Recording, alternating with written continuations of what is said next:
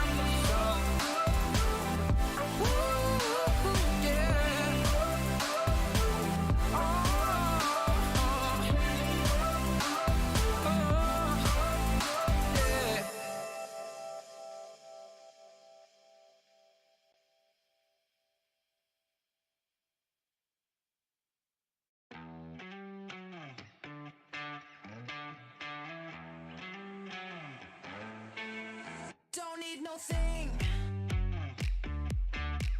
Ain't into bling. Just use enough. You fill me up. I don't care for diamond rings. I just crave the simple things, 'cause that's what I want. That's what I want. I don't need no fancy car. I'll take you just the way you are, 'cause that's what I want. That's what I want. That's what I want. Don't need no thing. Ain't into bling. Just use enough. You fill me up. I don't care for diamond rings. I just crave the simple things, 'cause that's what I want. That's what I want. I don't need no fancy car. I'll take you just the way you are, 'cause that's what I want. That's what I want. That's what I want.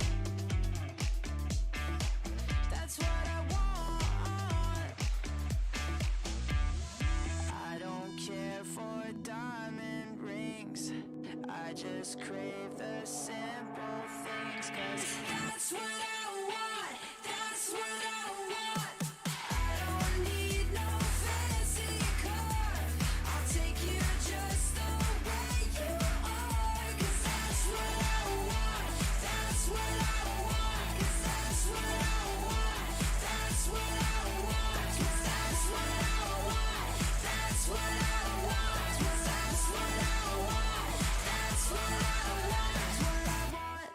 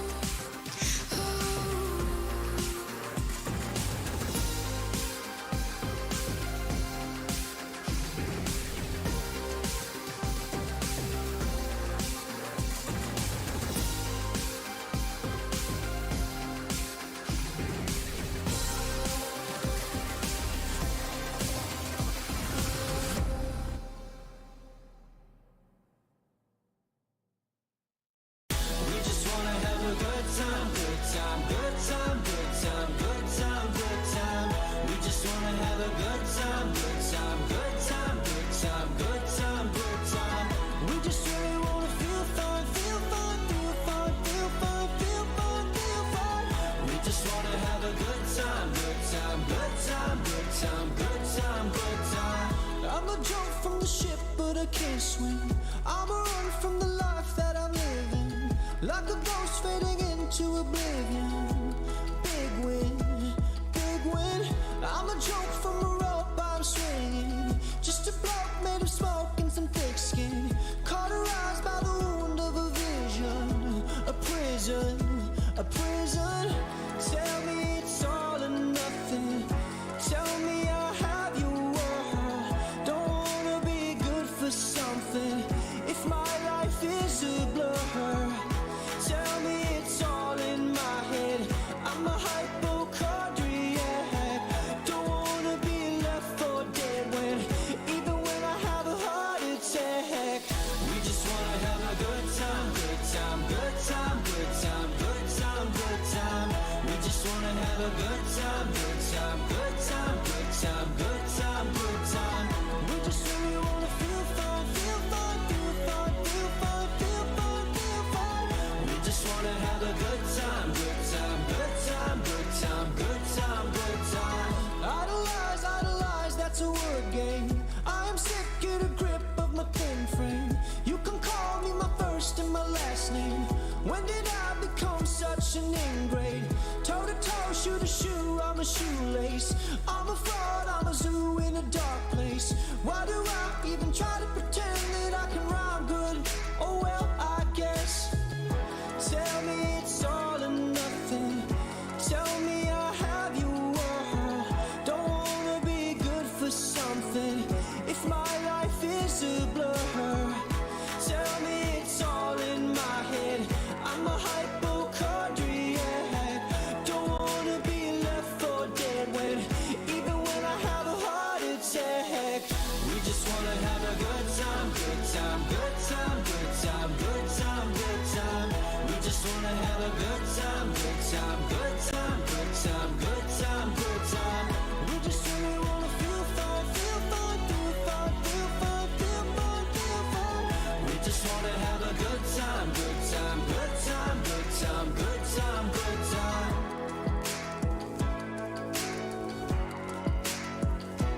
Good time.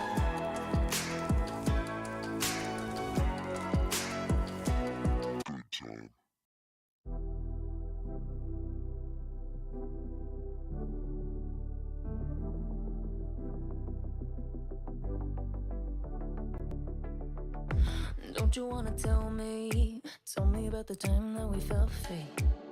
Turn your eye on the halo that you give yourself daily. Give me a new ending, cause I'm running free tonight. Don't want a story, wanna love and live my life. Always talking about what will be, gonna move out of the city. Spending our time daydreaming, living our life like a movie. I'm the only one who can make me whole. Pick me up, I'm the only one. Gonna ride this feeling and write a new beginning. I don't wanna pretend that everything I wanted was gone in the end. And I don't wanna pretend again. And I don't need to pretend I'm living in this moment, I'm living my best. Cause I don't need to pretend.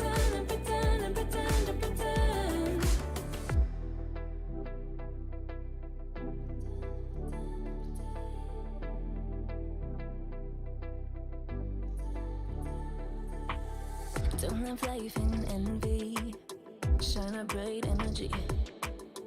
With the waves I'm making, gotta make sure I'm happy.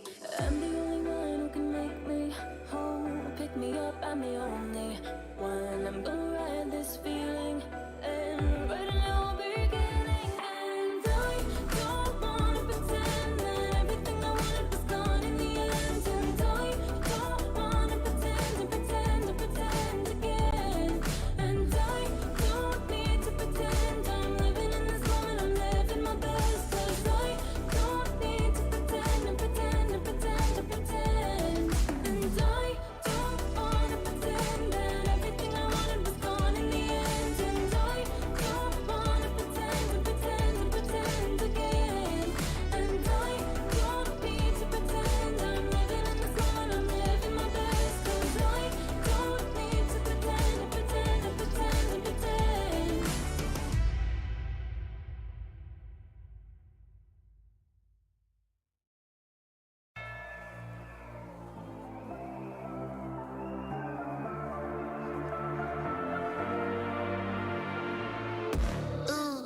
like you. Ain't no drama, only venom when I get my dues.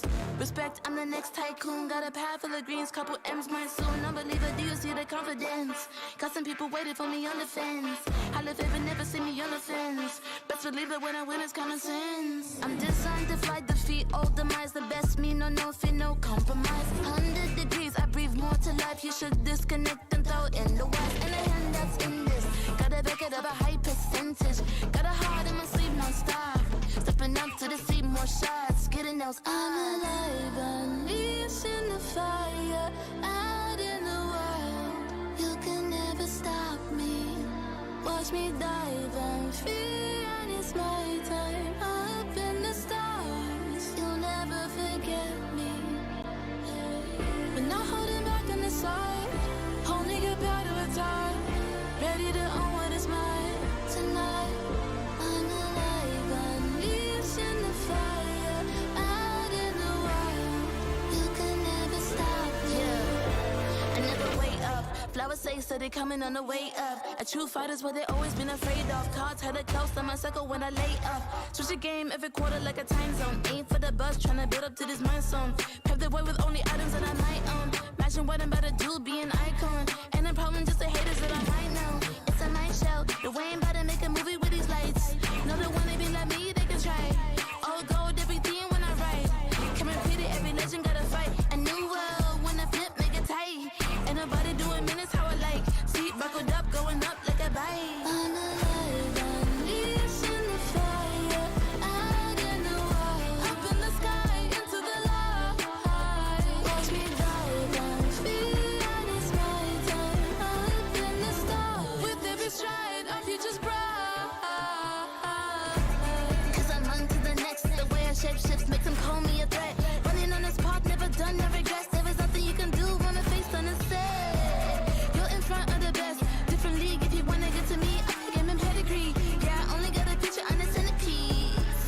I'm alive, unleashed in the fire. Out in the wild, you can never stop me. Watch me dive and free, and it's my time. Up in the stars, you'll never forget me. We're not holding back on the side. Only get better with time. Ready to own what is mine tonight. I'm alive, unleashed in the fire. Out in the wild, you can never stop me.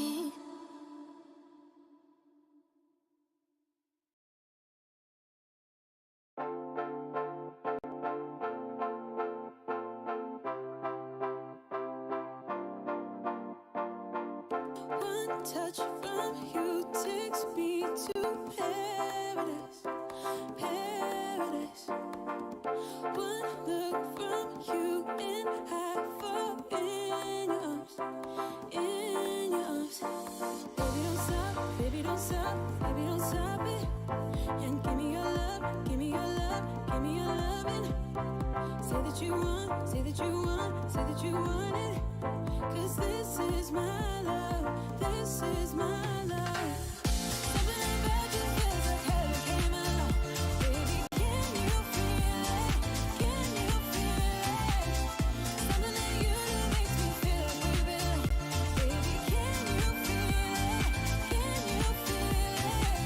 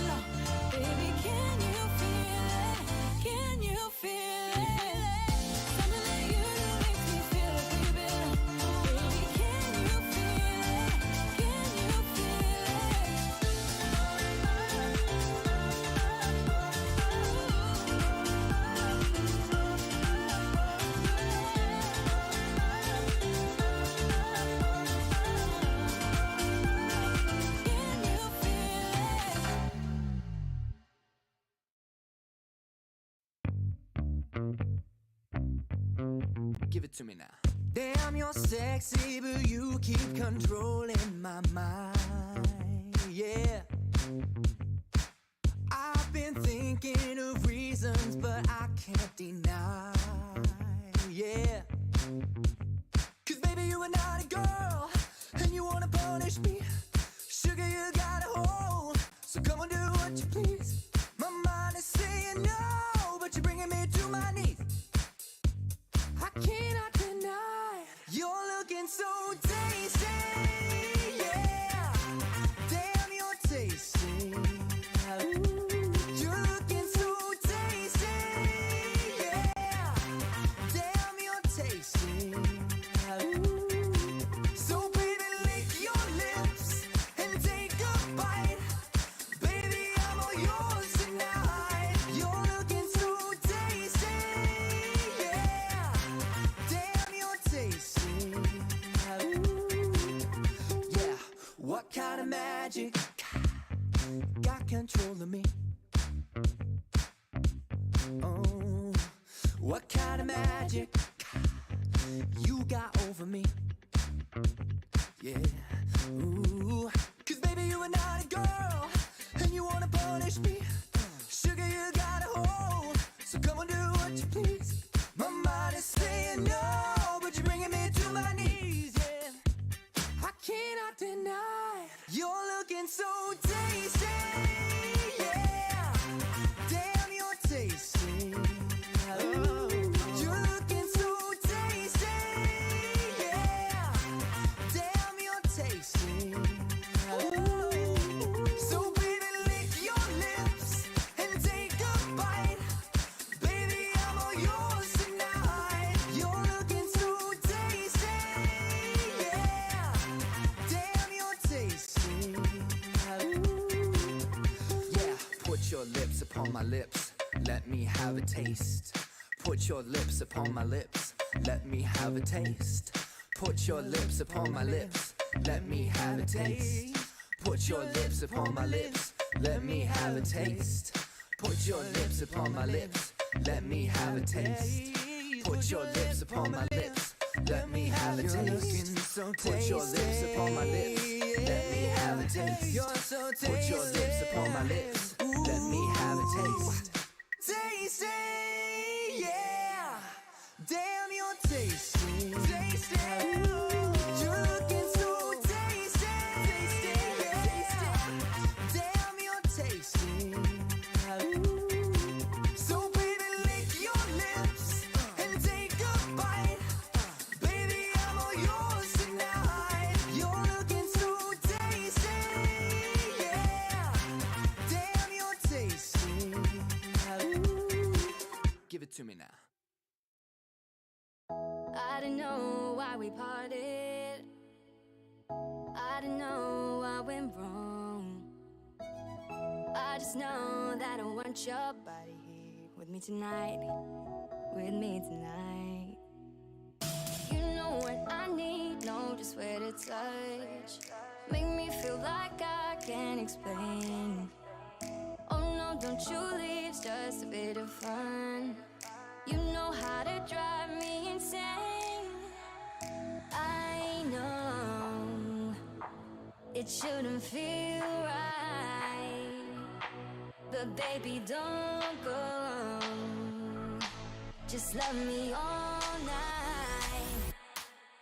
Just love me all night. All night. Just love me all night. All night. Just love me all night. All night. Just love me all night. All night.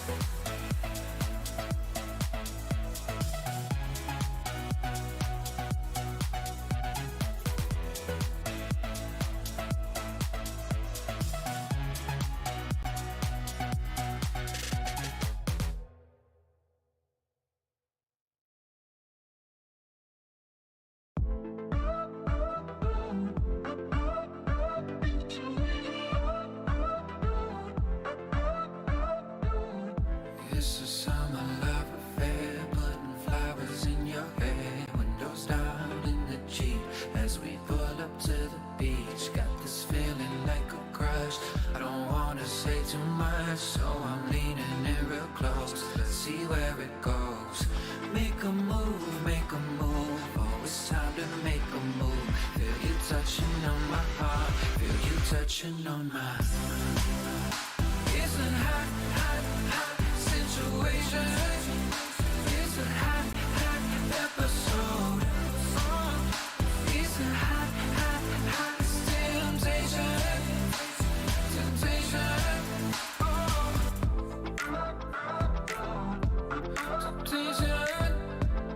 Temptation. Like a diamond in the sun, baby, now we're having fun. Turn the music up real loud. Come and find me in the crowd. Lips so sweet like cherry rose. Close your eyes and start to fall. Got me leaning in too close. Let's see where it goes. Make a move, make a move. Oh, it's time to make a move. Feel you touching on my heart. Feel you touching on my. It's a hot, hot, hot situation. It's a hot, hot episode. It's a hot, hot, hot temptation. Temptation.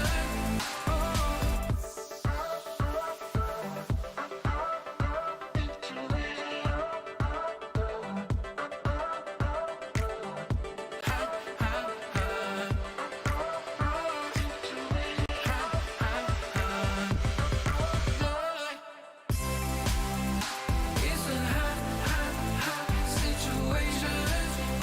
It's a hot, hot episode. It's a hot, hot, hot temptation. Temptation.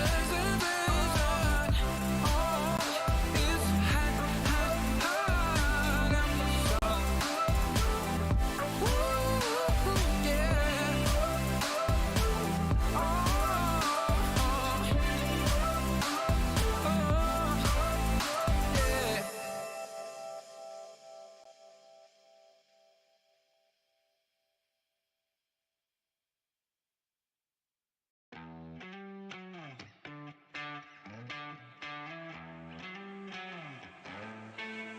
Don't need no thing. Ain't into bling. Just use enough. You fill me up. I don't care for diamond rings. I just crave the simple things. 'Cause that's what I want. That's what I want. I don't need no fancy car. I'll take you just the way you are. 'Cause that's what I want. That's what I want. After 2 months of intense competition, the WRL A1 regular stage concluded splendidly, with 8 teams from WRLCN and 4 teams from WRL APAC emerging as the standout performance among the rest. KBG secured the top position in WRLCN with an impressive winner's stake, closely followed by JT. In WRL APAC, Seoul KTRY showcased remarkable dominance, while Bariram BRU also displayed commendable performance. For those summoners who crave more action, the playoffs will commence on June 21st, where the 12 victorious teams will continue battling for the prestigious title of WRL A1 champion. The playoffs in both WRLCN and WRL APAC will follow a BO7 double elimination tournament, allowing only 2 teams from each conference to progress to the finals. The first place team from the regular stage in WRLCN, Team KBG, will go head-to-head against Team Nova, while the remaining team, JT, will directly versus EDG. The 2 victorious teams will then compete for the first spot in the WRLCN finals. Meanwhile, in the losers bracket, the 5th place JDG team will select TE as their first round opponent, while the remaining team, WDG, will confront DT. The winner of the first round in the losers bracket will then face the opponent determined by the first place team in the regular stage, and the final winner will earn a spot in the finals. Additionally, the 4 teams from WRL APAC that advances to the playoffs will also engage in the double elimination tournament, where 2 winners will be chosen to proceed to the finals. The finals will unfold over 3 thrilling days, promising an unmatched level of excitement. On the first day, the 4 teams will engage in a BO1 single round robin, and the team that finishes with the top rank will secure the first ticket to the grand finals. The remaining 3 teams will then face off in a single elimination bracket on the second day, vying for the chance to compete against the top-ranked team. Finally, on the third day, the 2 winning teams will enter a gripping BO7 Ultimate Showdown to determine the ultimate WRL A1 champion. With all 12 teams fully prepared, the question remains, who will emerge victorious and claim the coveted championship glory after enduring such intense competition? Get ready for a wild ride. Let's eagerly anticipate the thrilling spectacle together. Dear Summoners, welcome to the Wild Rift League Asia 1! With the new season comes a fresh upgrade to our Spectre UI, designed to provide everyone with a better viewing experience.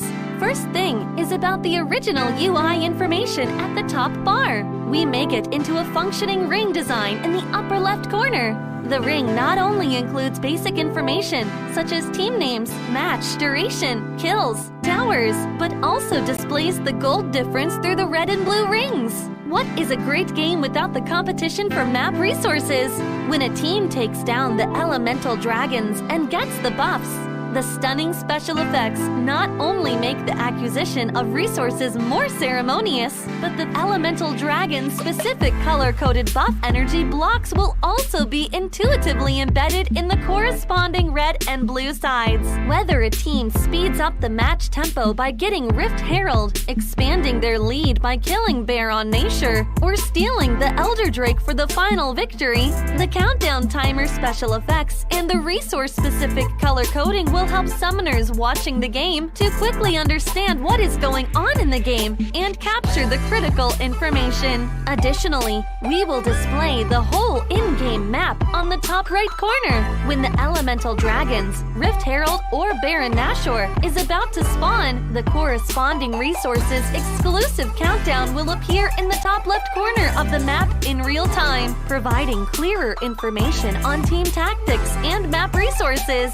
The new UI will introduce 4 panel modes: the landing phase mode, pre-team flight mode, team fight mode, and post-team fight mode, a combination of 4 refined panel modes to ensure that the most important real-time data in the game is presented more intuitively and comprehensively than ever before. In the landing phase mode, in addition to the real-time images of the players, champion selections, summoner spells, and champion experience, we will also supplement real-time gold, KDA, and items during the landing phase. Meanwhile, team stats history will also be displayed based on the progress of the game, allowing summoners watching the game to stay informed of the comprehensive information in real time. In pre-team fight mode, we refine and integrate the information on the gold difference between the matchup to help summoners keep track of the player's items builds in real time through the items column. This makes the state of both teams clearer before the team fight. In the highly anticipated team fight mode, we visualize the damage dealt comparison. The real-time dynamic display of champions' avatars can be more intuitively express the damage dealt of each player during the team fight. The closer to the red-blue intersection, the damage is higher. We maximize the screen space for exciting team fights and gameplays. After the fierce team fight, we integrate the damage comparison of each champion to help summoners quickly understand the damage difference between the champions in each matchup during the team fight. Depending on the different game situations, there are more diverse UI combinations waiting for summoners to unlock. Our comprehensive, intuitive, and comfortable UI design aims to provide summoners with a better, more informative, and higher quality viewing experience. The exciting first season of Wild Rift League Asia is waiting for you. Summoners, we'll see you in the Rift. There's something about games. What you're doing there gives you real chills. There is one thing that can't be stopped. Feelings. And if you can feel it, it must be real, right? And that's real magic.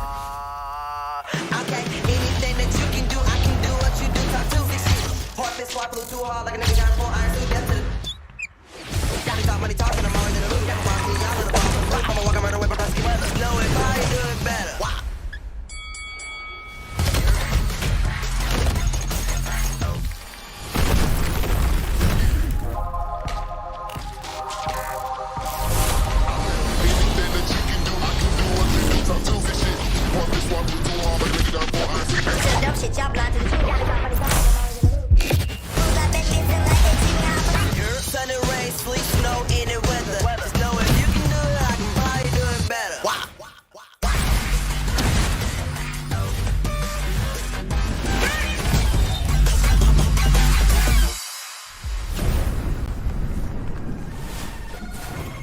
拿下下一个第一， There's the gold file. 要比你们都闪耀。 Team mình chỉ cần bé mèo này thôi là đủ quẩy team bạn rồi. 给点新颜色瞧瞧。 There's the gold file. 提起他的打野挥发，历经2个赛季的沉浮，终于是完成了自己的归。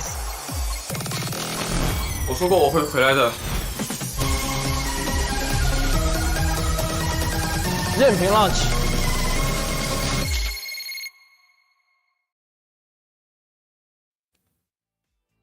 Welcome back from yesterday, everybody. We are still in the upper brackets of the Sion Conference, but we're looking at the down low. We're now into the 2nd and 4th seeds J-Team versus EDG. In this battle, we're going to be seeing if we're going to be seeing another upset from their chosen opponents from the last time. Now, I want to see if J-Team would be able to really topple down their opponents because so far, during their games, they have been really good.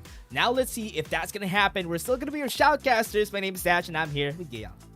I mean, both of these teams are coming from win streaks.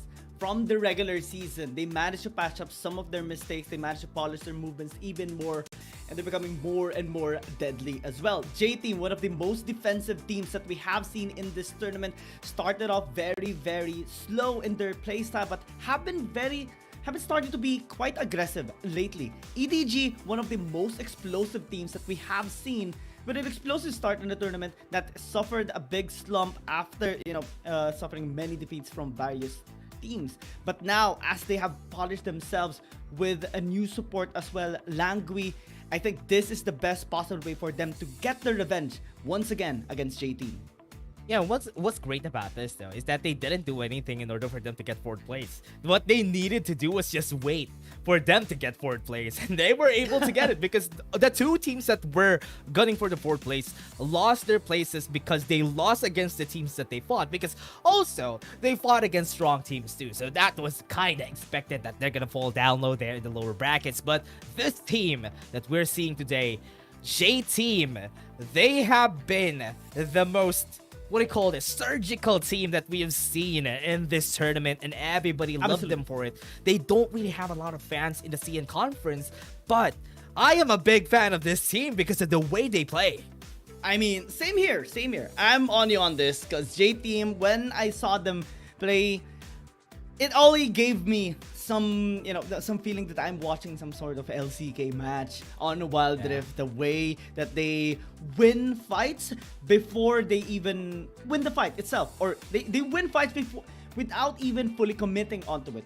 But this time, EDG is very different. They're the exact opposite. They force fights. They love engaging onto enemy teams and going all in everything to take objectives, to take towers, or to take more kills. They want a one-sided beatdown of a match.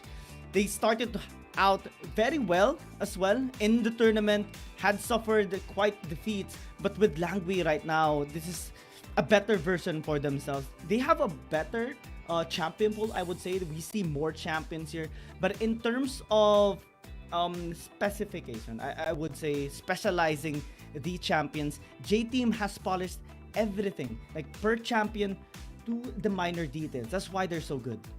Yeah, and one of the good things about this is it almost the same playstyle coming in from both of their junglers. Singdo7 and also 0711 are just really like they're piecing the pod. They're the same. If they're basically the same junglers right here. The only difference is that their team plays differently. EDG, as you said, really loves going in for those early skirmishes. They want to go for those early fights. But what is great about both of these junglers is that they enable their team. So that's what I want to see during this game. And they are almost the same team altogether. The only difference here is one of the matchups that we're going to be seeing later. But now let's take a look at the stats. Most of the dragons that J-Team has been taking, they have always been really prioritizing the triple dragon threat every time, especially if they're fighting against APAC teams. And that's the reason why they're so good at it. Now at patch 4.2b, this is when we're going to be seeing if this team J-Team would be able to change things up, because right now it's not the meta in where Pan is really good at, because now it's most likely the ADC meta. We're now in a different world. We're now in a different meta. On the double marksman meta is where we are right now. J-Team might struggle there, but so far, even during the times that we're in patch 4.2a during the regular season, they were still good. And that is what surprises me every time. So I want to see this matchup. 0711 versus Singdo7. This might be different priorities from both of them, but I would love to see Xin Zhao being contested on this matchup. Absolutely. I mean, both of these junglers are just so flexible. Whichever champion that they are needing to pick up, may it be a killer champion like a Kha'Zix, may it be an engager champion like a Vi, or an overall balanced champion like the Xin Zhao. That's why that champion surely is going to be contested later on. But we have a lot more players to talk about, because both of these teams have switched up their, well, for J-Team they have changed their ADC from Berry to Pan, and for the support we have Languid this time around, that ever since he was introduced, or he replaced Hudia, the win rate of EDG just skyrocketed. And over the last few games that they had, ever since Langui was in the mix, they've only lost one game. It was against Rare Atom game 1, but every single game that they played with him as support, it's always a massive win. Yeah, and also one of the things that is good about this, though, especially for the head-to-heads, is that when Langui came in, it's like the same thing with Thundertalk. Soil was a menace to deal with for all of the other teams on the side of the Thundertalk, but right now it's going to be a different. But let's take a look at the host first and what she's going to say about both of our teams. 欢迎来到首届英雄联盟手游亚洲联赛的比赛现场，我是小优。今天是季后赛第9日，为大家带来的是CN赛区胜者组的比赛。常规赛排名第2的 JT 战队将对阵排名第4的 EDG 战队。两支战队自开赛以来便保持绝佳状态，惊喜不断。逐梦之路纵然偶遇荆棘，却无法阻挡他们前进的脚步。今日这关键一战，究竟谁能顶住压力，与 Nova 战队争夺决赛入场券？让我们拭目以待。下面让我们有请 J Team 以及 Edward Gaming。Good evening to all summoners here and in front of the screen. Welcome to the stage of 2023 Wild Rift League Asian 1 and Peggy. Today is the ninth day of the playoffs, and we bring you the CN Division Winners Group competition. The second-ranked JT team will face the fourth-ranked EDG team from the regular season. Both teams have kept their perfect state since the start of the WRL and have been giving us loads of surprises. Even if their road to pursue dreams encounters setbacks, they still won't stop their progress. In the face of today's critical battle, who can withstand the pressure and compete with Nova for the final ticket? Let's wait and see. Now let's welcome J Team and Edward Gaming.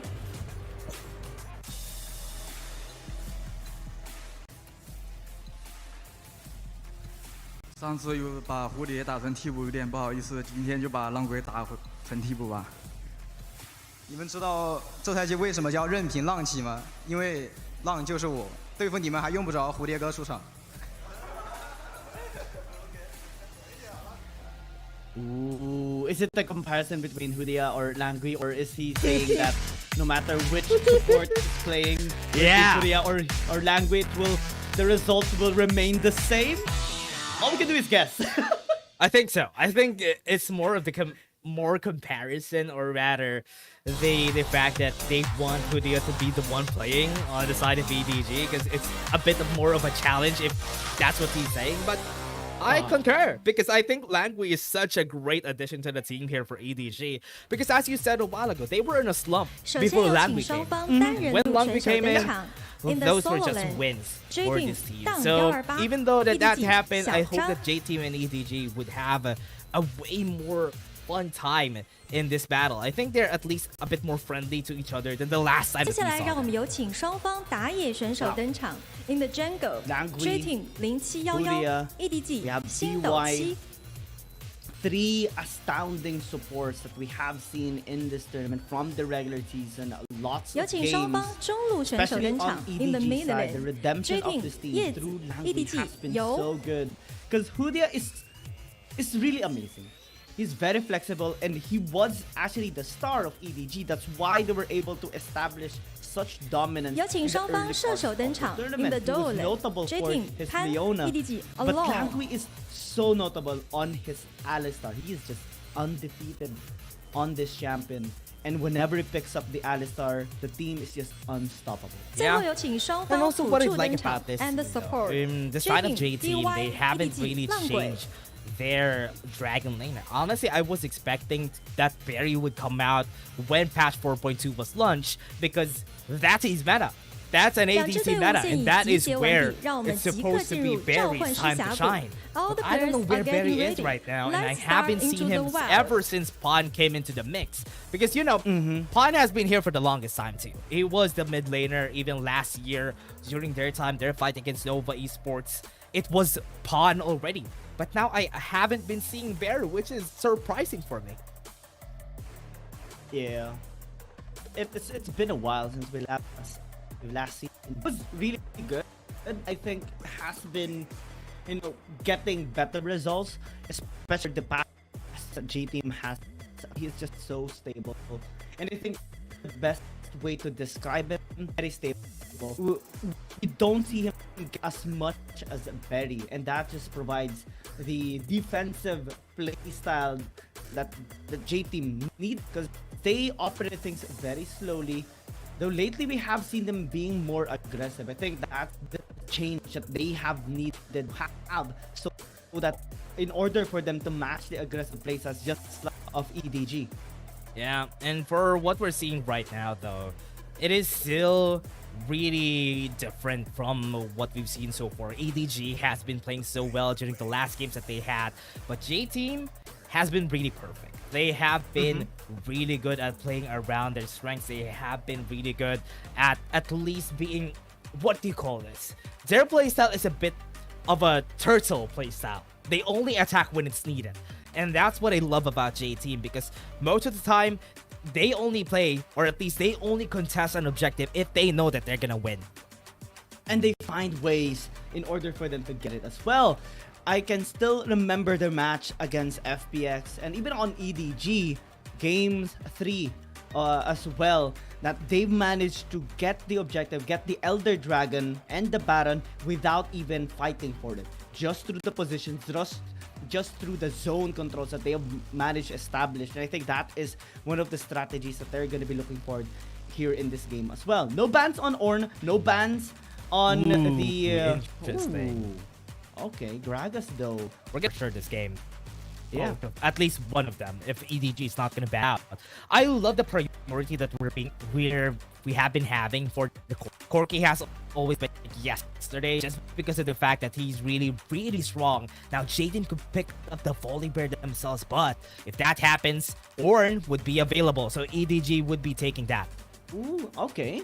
Ornn gonna be picked up is amazing. We have seen a well-balanced win rate on this, because there were teams that were able to fully utilize this, just like Enigma Galaxy. Some teams have struggled a little bit, but this might actually go towards the Baron lane.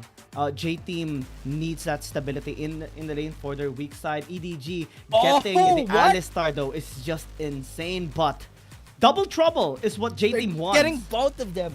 Oh man. Kai'Sa is good, especially on the hands of you. But having good power picks on the side of J Team is just also a good thing too. If they get the Volibear, if they have this Jaxi on the top lane with 1-1-2-8 heralding that on their side, this would make it. Wait, are they gonna pick this up?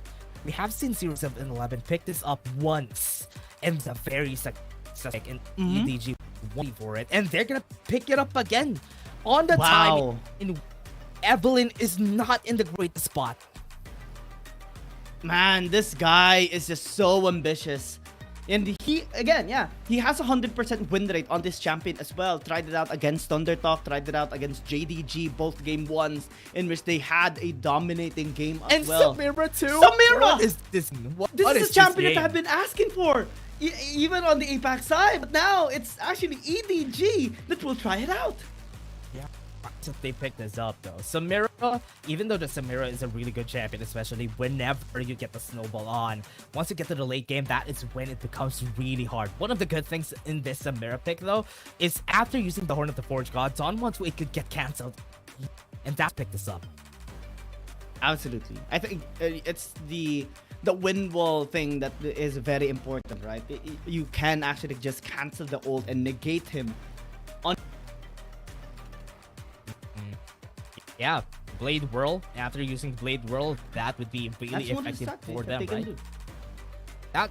That is something that they could do though. So now that the Jhin and Zeri has been banned, it's gonna be way harder. Volibear could still be picked by the side of EDG. Give that to Shingdo7. With bar picks already on their side, this could be good. So if ever that happens, EDG would have really good timings with what they have. But I really love the difference from yesterday's matches. Not seeing an Ornn, not seeing a Volibear, but now we have both of them in the mix. And right now, are they gonna be beside of J team, gonna get C in the mid lane, or are they be holding on to an Ezreal pick right here? We've seen this yesterday on the hands of Fan Run 9, and Yetzi is a good contender too if ever this gets picked up. But no, they're gonna be going for the Swain. And where they saw this, yeah, Ezreal picking up, that is gonna be the bot lane on their side. So these are good picks from inside of J8, and that's a lot of this composition. And it's so hard to catch them as well, the carry here of J team, because now they have sustain, now they have stealthiness as well, side lane control, game scaling, and just overall control. This is going to be a lot more complicated to execute though for the side of J team, and I think EDG is more linear lineup, especially that they do have the Shen. They picked up the Renekton, hitting any shields from J team. So now this flavor of EDG is just looking so solid. This shows that they are still remaining with the same playstyle with champions this time around. Better support as well, I would say, as Langui again is still undefeated on this Alistar. Now I'm really liking this though. For the side of EDG, having Shingdo7 and that Shen is going to be perfect for them. So it's not going to be easy for 0711 to do a lot of things with this Evelyn, because even if it tries to gank, the Stand United is still going to be there, a threat that always is lingering around the map whenever a Shen gets picked. This was not the luxury that we were able to witness yesterday, because we haven't seen a Shen pick, because Shen was always banned every game. And now that it's opened up, and even a Volibear was opened up, nobody picked it up, which is the surprise for me. If this happens, that J team would be this matchup, I'm gonna be sure that Volibear is gonna be available for the next game. But now let's take a look at how J team plays this out, because right now with what they have, they might be on a disadvantage. Again, it's a complicated setup that J team has right now in this game. EDG having the more linear lineup is going to have that advantage. Having the Kaisa provides late game scaling, and I think alone is going to be okay with Samira on the side lanes, especially that they're on top side as well. We hear the chants. I love it. I love the chants, I love the though, support yeah. that the crowd is giving to them. Yeah, I love that they have this chance though. It's really sets up the pace for the players, and also gives them a lot of at least their mental is going to be way better when this happens. That's going to be good. And this is one of the disadvantages whenever you have an Evelyn on the jungle. Evelyn is so weak pre-level 5. She doesn't really have any capabilities of going to contest anything, because she won't really have that much damage early on in the game.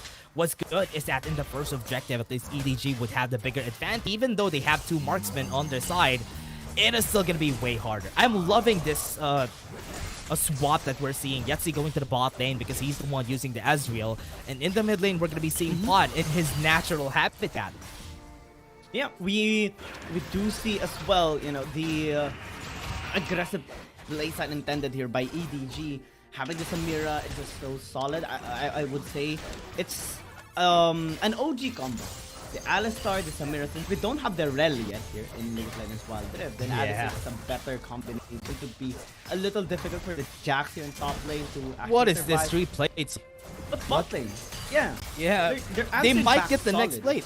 Oh man, they might get the 4th plate, and that's gonna be bad. If ever the J team would just be picking this up, he needs some help. He needs some help in the bot lane, because if that doesn't happen, this is gonna be really bad for them just out of EDG, because even without the referral, they already have 1 tower in the bot lane. First appearance Samira in this league, and everybody, we're excited to see how this Samira is gonna be pulling things off. 0711 got taunted, has the ultimate though. Last caress is at the ready. You know, 7 is going to be here. The sun's going to come out, and that's going to be the ultimate coming from 0711 to follow it up. That's the first blood for JT. Really good macro movements there by JT. Even Dawn 128 went into the mid lane to help up from lane. And that just shows how synergizing Wait. he is. Oh, flashing in Langway. Goes in rise. They have to call the meet. The damage is just there. And EDG answers back with that kill. Awesome rotations coming in from both sides. Langway from the post into the bottom lane just to answer with another kill. And again, he has 100% win rate on this 4 games in a row that he has secured a win here for EDG.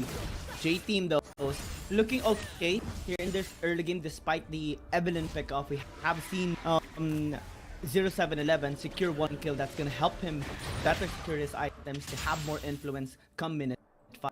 Yeah, what's really hard about this though, for the side of JT, once Samira gets a Inferno trigger really easily, just there's not a lot of ways to cancel her out, and that's a disadvantage of this composition coming 18. I think the Inferno trigger coming from is always going to be available timings, and that's one thing that is going to be hard for J-Team to look at.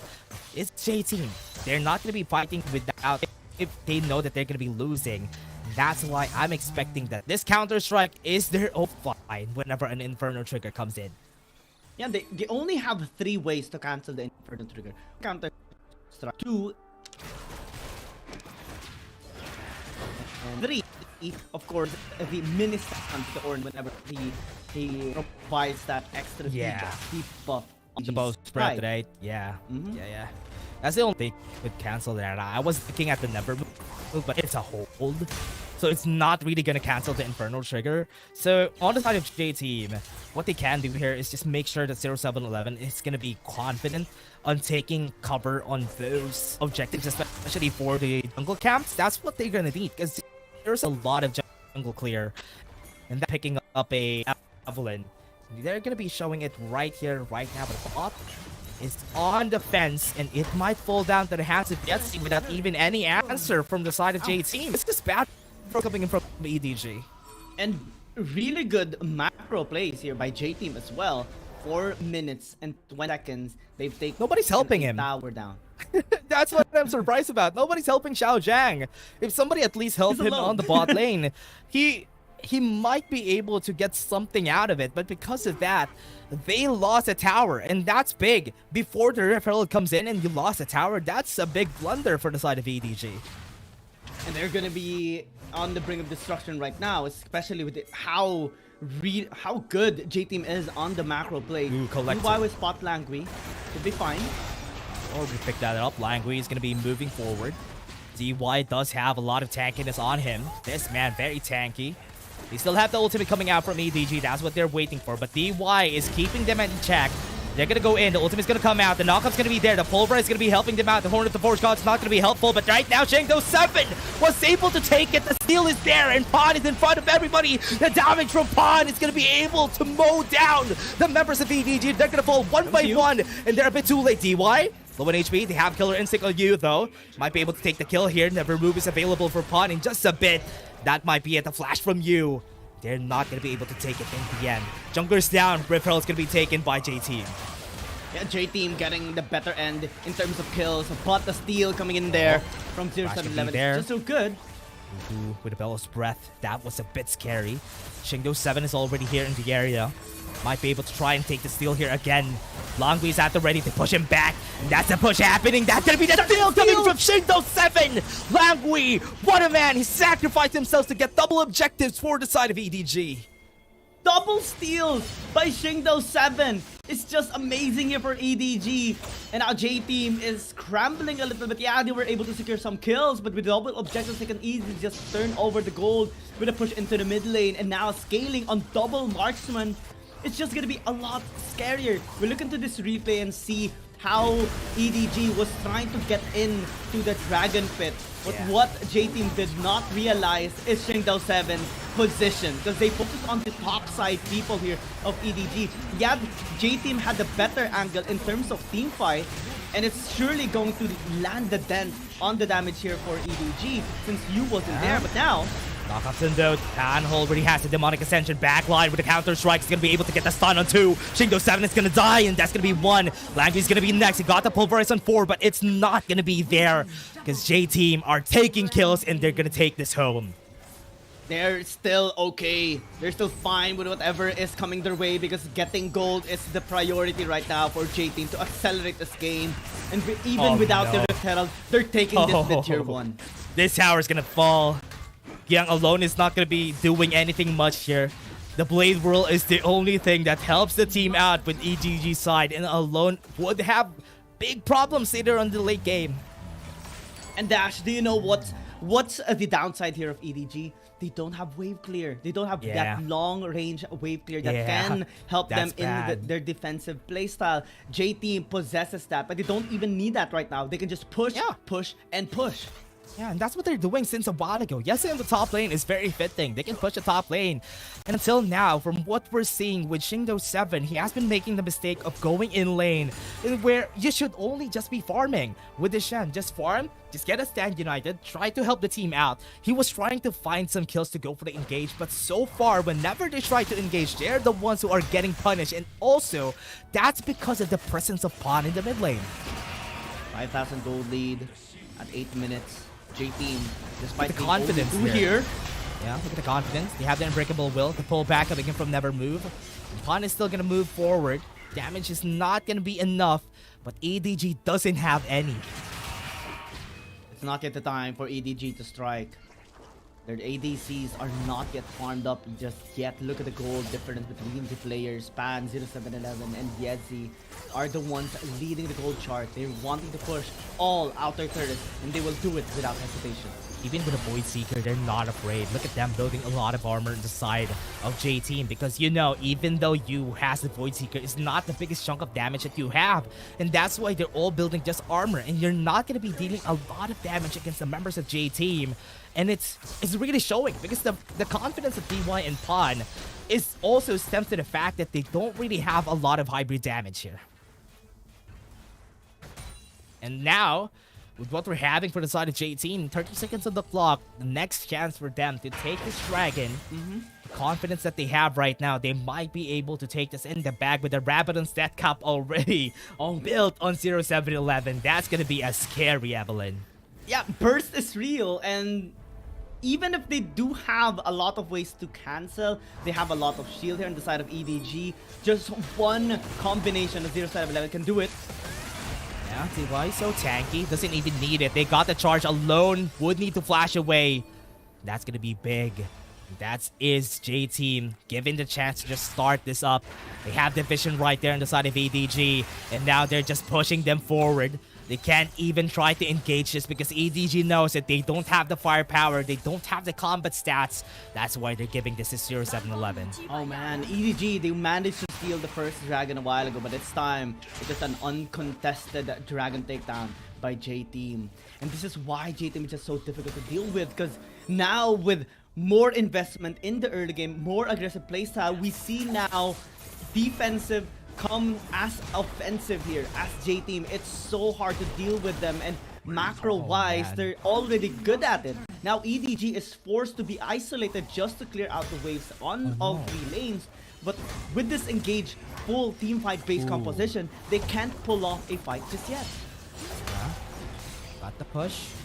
They needing to get the smite here on Shingo 7. Right now, they already backed away, putting all their resources in the top side of the map. Yet he's not going to be seeing everybody. This tower is on the brink of destruction with just 2 more hits from any members of J-Team. And now they're just playing it safe. J-Team back at it again, just farming it up, just forcing really bad positioning for the side of EDG. And this is the reason why they were able to win against EDG before. Because they're forcing the hand of EDG every time just by their sheer macro. Awakened Soul Stealer is an item that we rarely see. Actually, it's only him that we do see pick up this item on this Evelyn. 0711 is just so good on the Evelyn. And right now, sitting at 100% kill participation, he's always there at the best possible time to help J-Team secure those kills. And with the backline threat right now possessed by J-Team, it's so difficult for EDG to even... And they do. It's going to be very difficult because there's always the threat of the Evelyn. You don't know where he's coming from.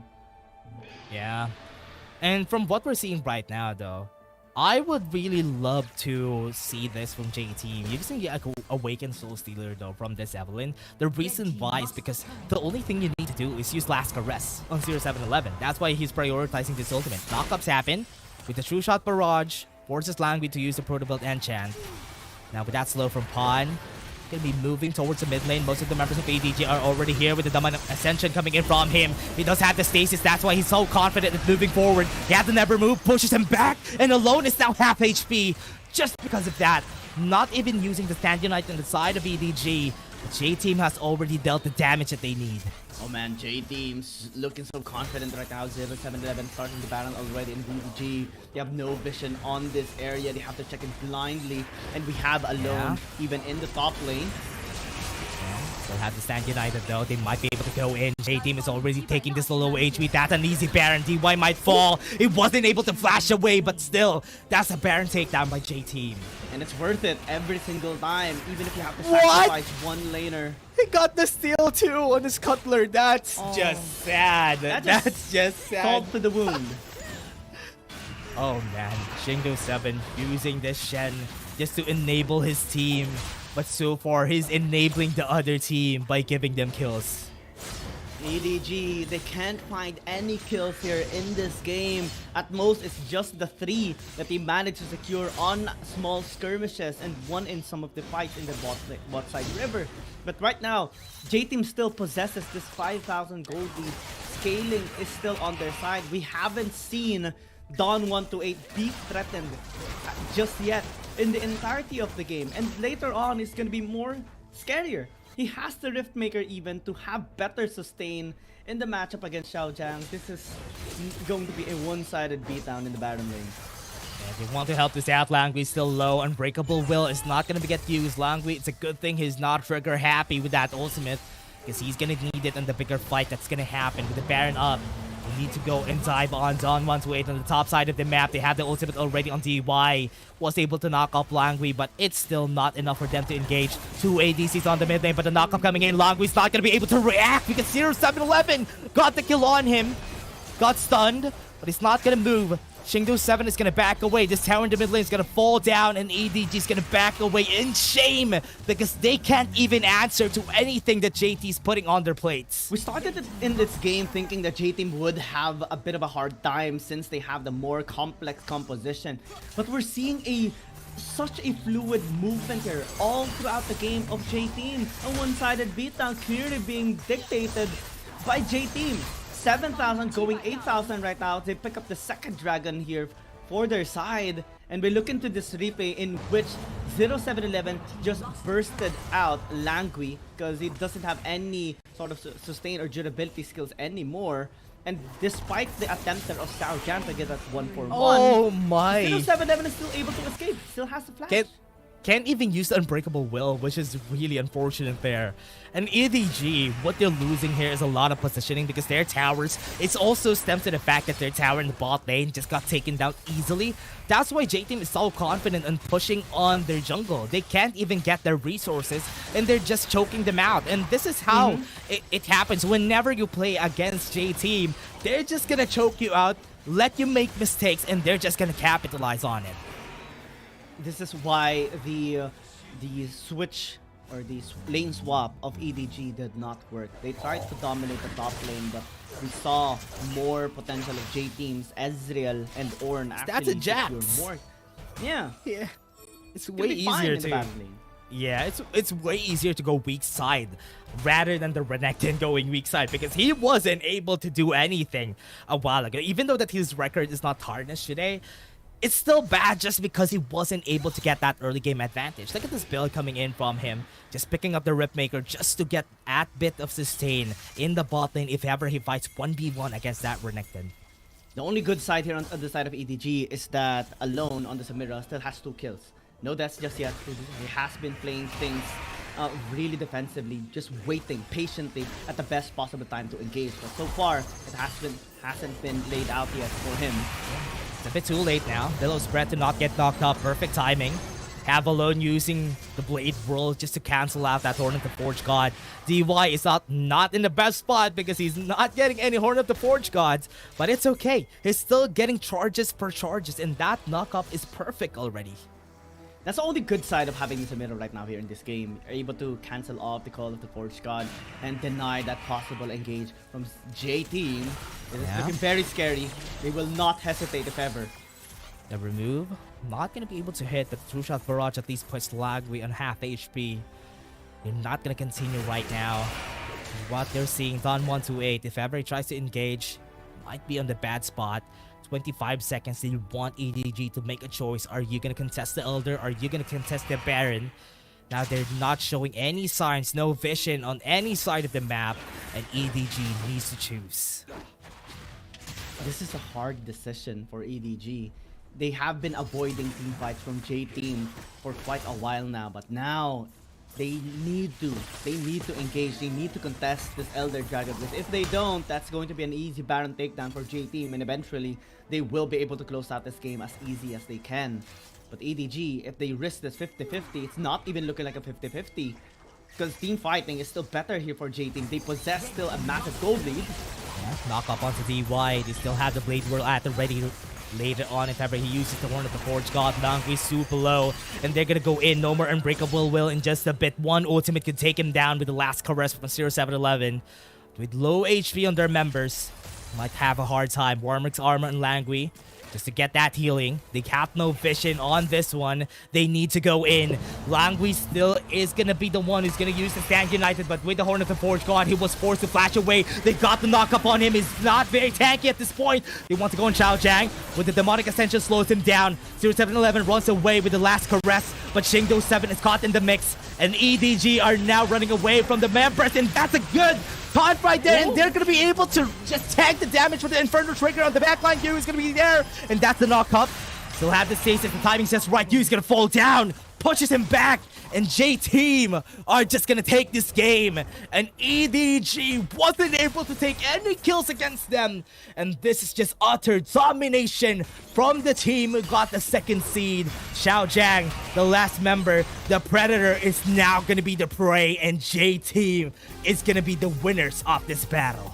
Perfect demonstration of technique by J Team, and EDG, despite having an aggressive composition, will not be able to fully utilize it. It took so much time for Alone as well to channel his Inferno Trigger and get those stacks going. And by the time he was able to get that S mark, Shengdao 7 was already dead. There was no one able to protect him anymore when he goes in. That's why he was easily obliterated by the members of J Team. He dealt some damage, but it wasn't the full channel of the Inferno Trigger. And that's what makes J Team just so difficult to deal with, because they're always able to find the weakness of any team that they come across. In this game, they crippled the aggressive lineup of EDG. The only thing that one of the problems there for EDG is because, as you said, you said it a while ago, they don't have any wave clear. The only thing that J Team did is just to slowly turtle the game, just take down this tower, go to another tower. They have their priorities straight every time, and that's what you're gonna be expecting from J Team. They know what to prioritize. They're gonna go to their objectives. Took down the bot lane tower, and they slowly turned up until they got the first tier turret on the top side of the map, and after that it just snowballed there. After Yetzi got the tower in the bot lane, it was game. for the side of J Team. And also one of the problems, the reason why I don't like Samira getting picked on this types of games is because the last time that we've seen the Inferno trigger there was the first time in the game that we've seen the Inferno trigger getting used, and that's not a good sign. And he used it on the last part of the game, and where you didn't really have any chances anymore. No chances to come back in the game. EDG had no chances anymore because J Team took everything every single time. And we see the damage coming in. 3k damage? What? He wasn't able to do anything this game. Oh man. Oof. That's how much cancellation J Team has made onto every single member of EDG. They're like they always find the kryptonite of a team, the weak point, the pressure point, and they beat it down on the same spot every single time. That's why this whole draft of EDG was completely negated. It's not useless. There is the strength that we can see on this lineup, especially in team fights, especially in going in. But J Team has found ways to make it, to render it useless early into the game. Through the team fight, or through the tower takedown early 4 minutes and 20 seconds, through the second tower into more gold channeled onto them. Despite losing 2 objectives early into the game, they still took control of everything. Yeah, I'd rather have a Yasuo during that game though, because a Yasuo at least cancels out the call of the Forge God and also has things to do in the fight, because the Samir wasn't able to do anything, and that's one of their problems there for the side of EDG. They're losing a lot of their damage potential because they can't even use their Inferno trigger. Yes, there's not a lot of ways to cancel it. There's a never move. You really need a lot of conditional things to cancel it, but again, Pawn was also the reason why it was hard for them to do anything, because every time they try to go in, there's the demonic ascension from this guy, and you're gonna get slowed down because he has the Rylance Crystal Scepter also with him. And this is the reason why. Yeah, and this is the only reason why J Team is also good, is because they have a player like Pawn.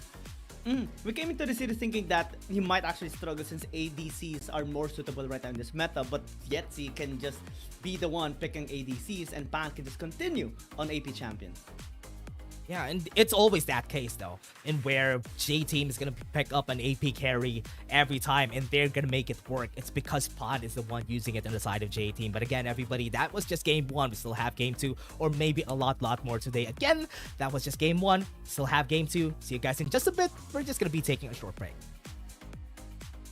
After 2 months of intense competition, the WRL A1 regular stage concluded splendidly, with 8 teams from WRLCN and 4 teams from WRL APAC emerging as the standout performance among the rest. KBG secured the top position in WRLCN with an impressive winner stick, closely followed by JT. In WRL APAC, Seoul KTRY showcased remarkable dominance, while Bariram BRU also displayed commendable performance. For those summoners who crave more action, the playoffs will commence on June 21st, where the 12 victorious teams will continue battling for the prestigious title of WRL A1 champion.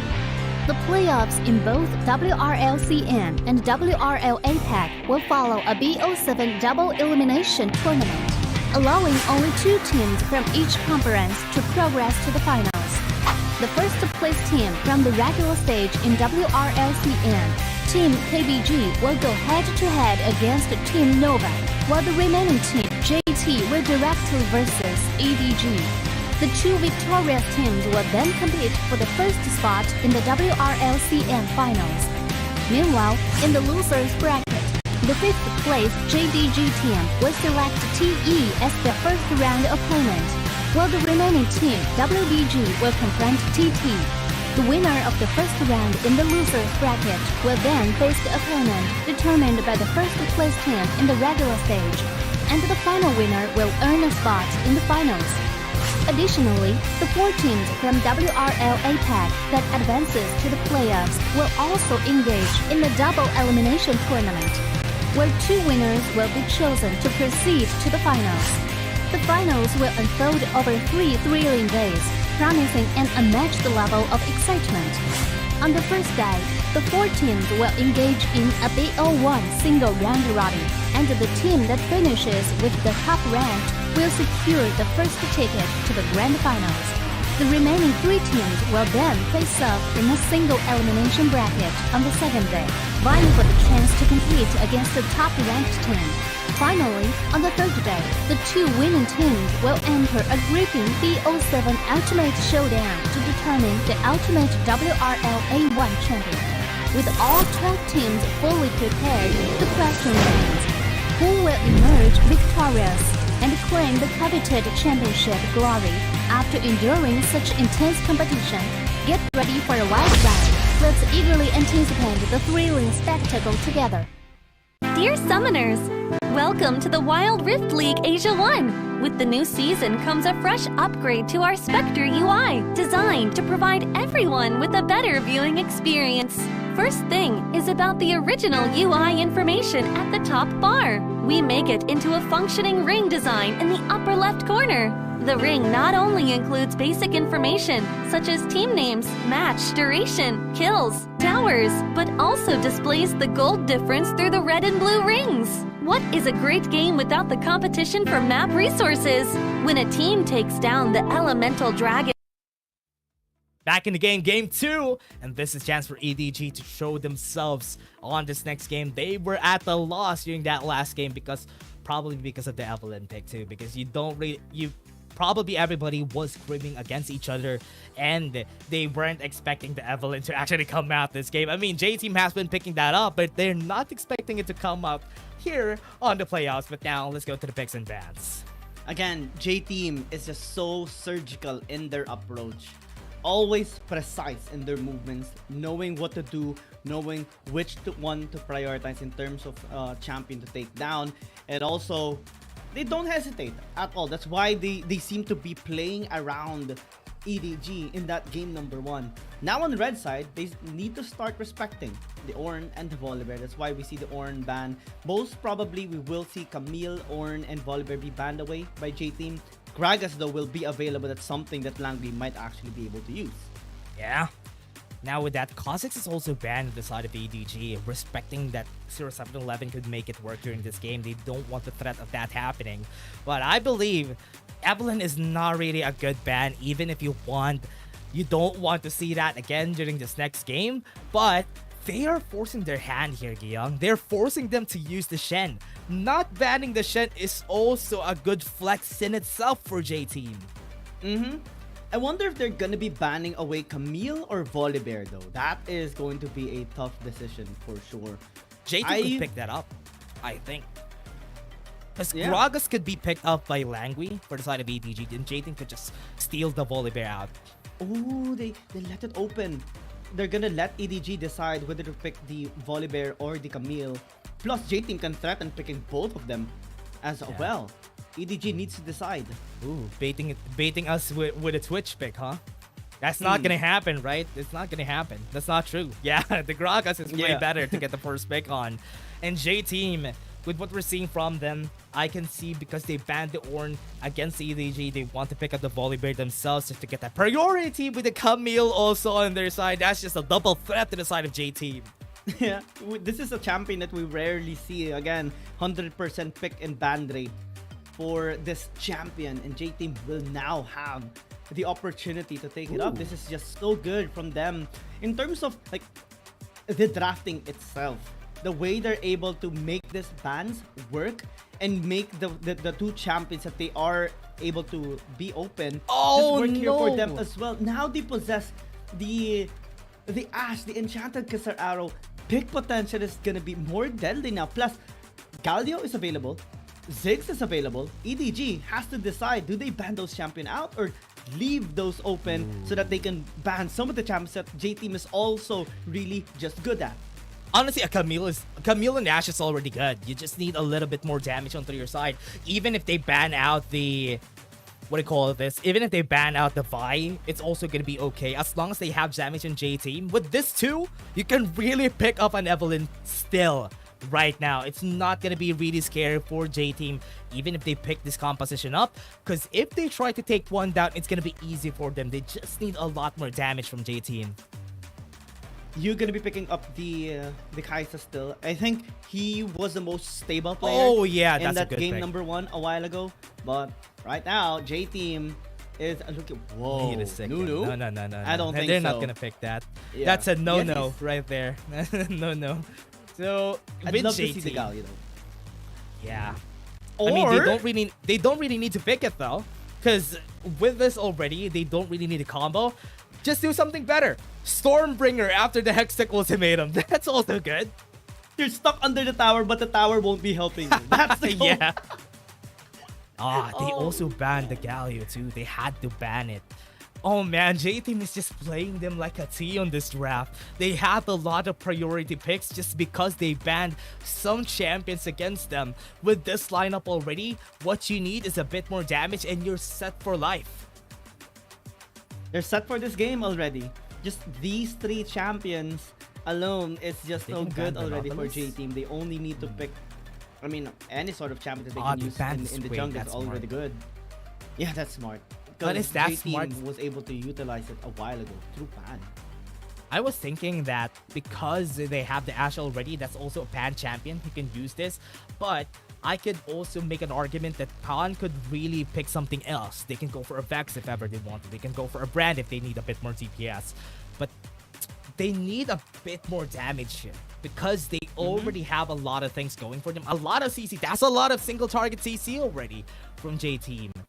What they need, more importantly, is someone to deal damage. Just Zed that they showed a while ago could be okay, but that could be quite lacking. Azeri could be a good pick up here for J-Team. Absolutely. I mean, it's already so difficult to breach the back line of J-Team because they have a lot of ways to just maneuver around and they have the slows as well.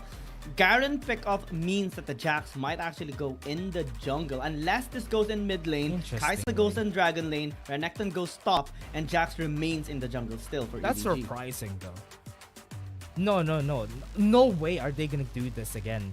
Are they gonna go for at least 2 solo laners that could really help themselves out? If this is gonna go to Yetzi, I hope that Azeri would be picked up here, because Azeri would have a lot more damage, but they went in for the more stable option. They don't want to really get tumbled down by the members right here of EDG, and this is more of their side. Yetzi gonna pick up the Ezreal, Pawn is gonna be going for the Ashe.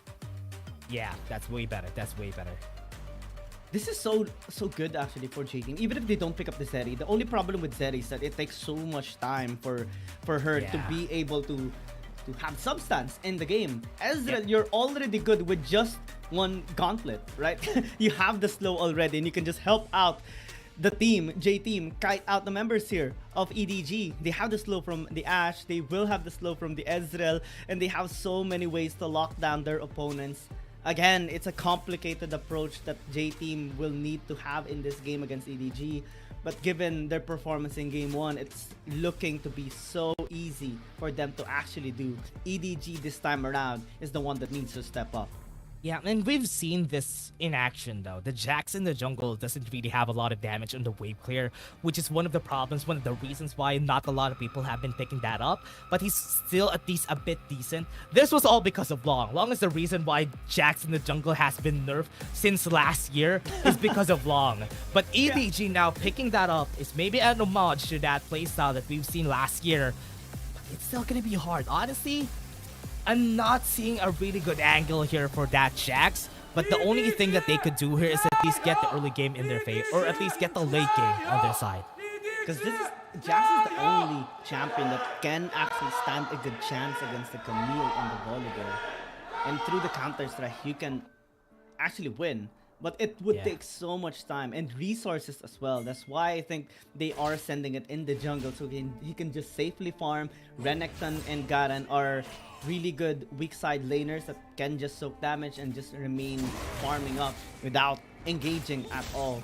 And J-Team would be happy with that because now they will be able to be the ones taking the turns and trying to pinch down EDG. Yeah, and this is what's good about the side of EDG though. They're just pressuring onto 0711. But the problem here is people keep forgetting the fact that Volibear in the early game is a monster. You can't really fight a Volibear in the early game just because of the amount of sustain that he gets. And even though that you're building him going for AD, maybe a Divine Sunder, most of his kills deal a lot of AP damage. And that's the scary part here. This is the OP part of the Volibear, right? He has damage, he has durability, he has sustain, he has healing, he has a shield. All saves, and he can disable a tower.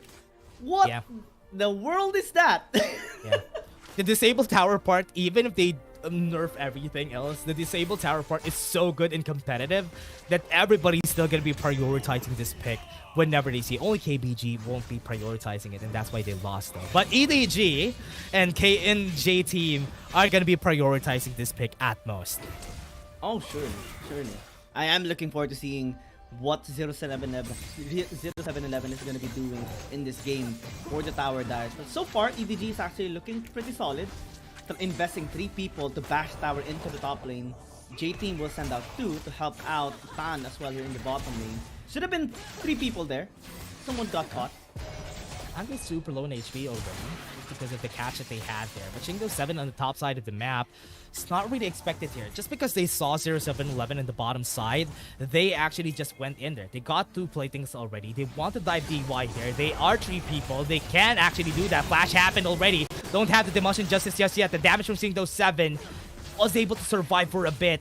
And that is a fumble dive at the top side.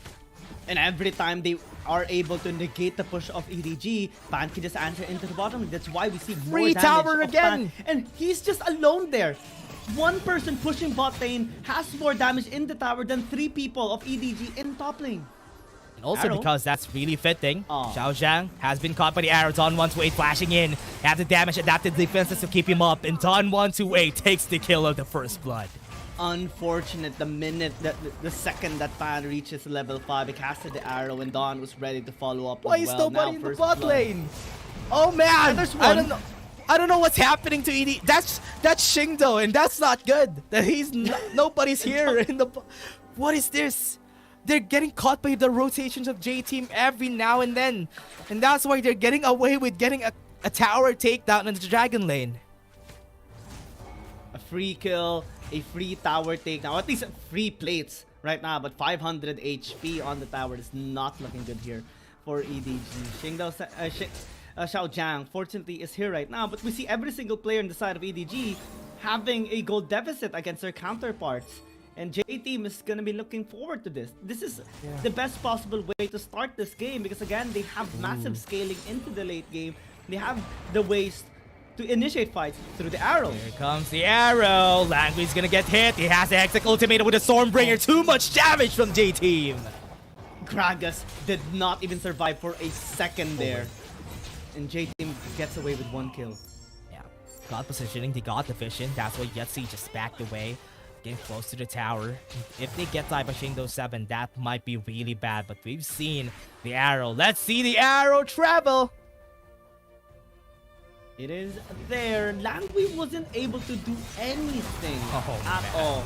Tower and the 2-shot barrage too. Oh man, that's perfect. Everything thrown out there in top. Amazing. Just amazing from J-Team. This is why they're just so good as a team. The synergy is so pure. Yeah. The defenses. They have the arrow coming in. Hextech Ultimatum a bit too late. Have the Ignite coming into their side. Stun's not going to be able to come out. 0711 won't be able to chase down Xiao Zhang. And that's almost a kill for EDG, but definitely a tower if ever they still try to go in here. Roshan? Oh, okay. It's going to be fine. Roshan Barrage should not connect. Dragon is available. Dawn is going to go back into the base to heal himself back up to full health. This time EDG has priority. It's a cast EY, walked a bit forward. The Motion Justice is going to be ending his life, and EDG just got the advantage right there. And because of that, J-Team is going to be walking in shame, and they're going to be giving this dragon to the side of EDG. The top lane is being pushed here by Yetzi.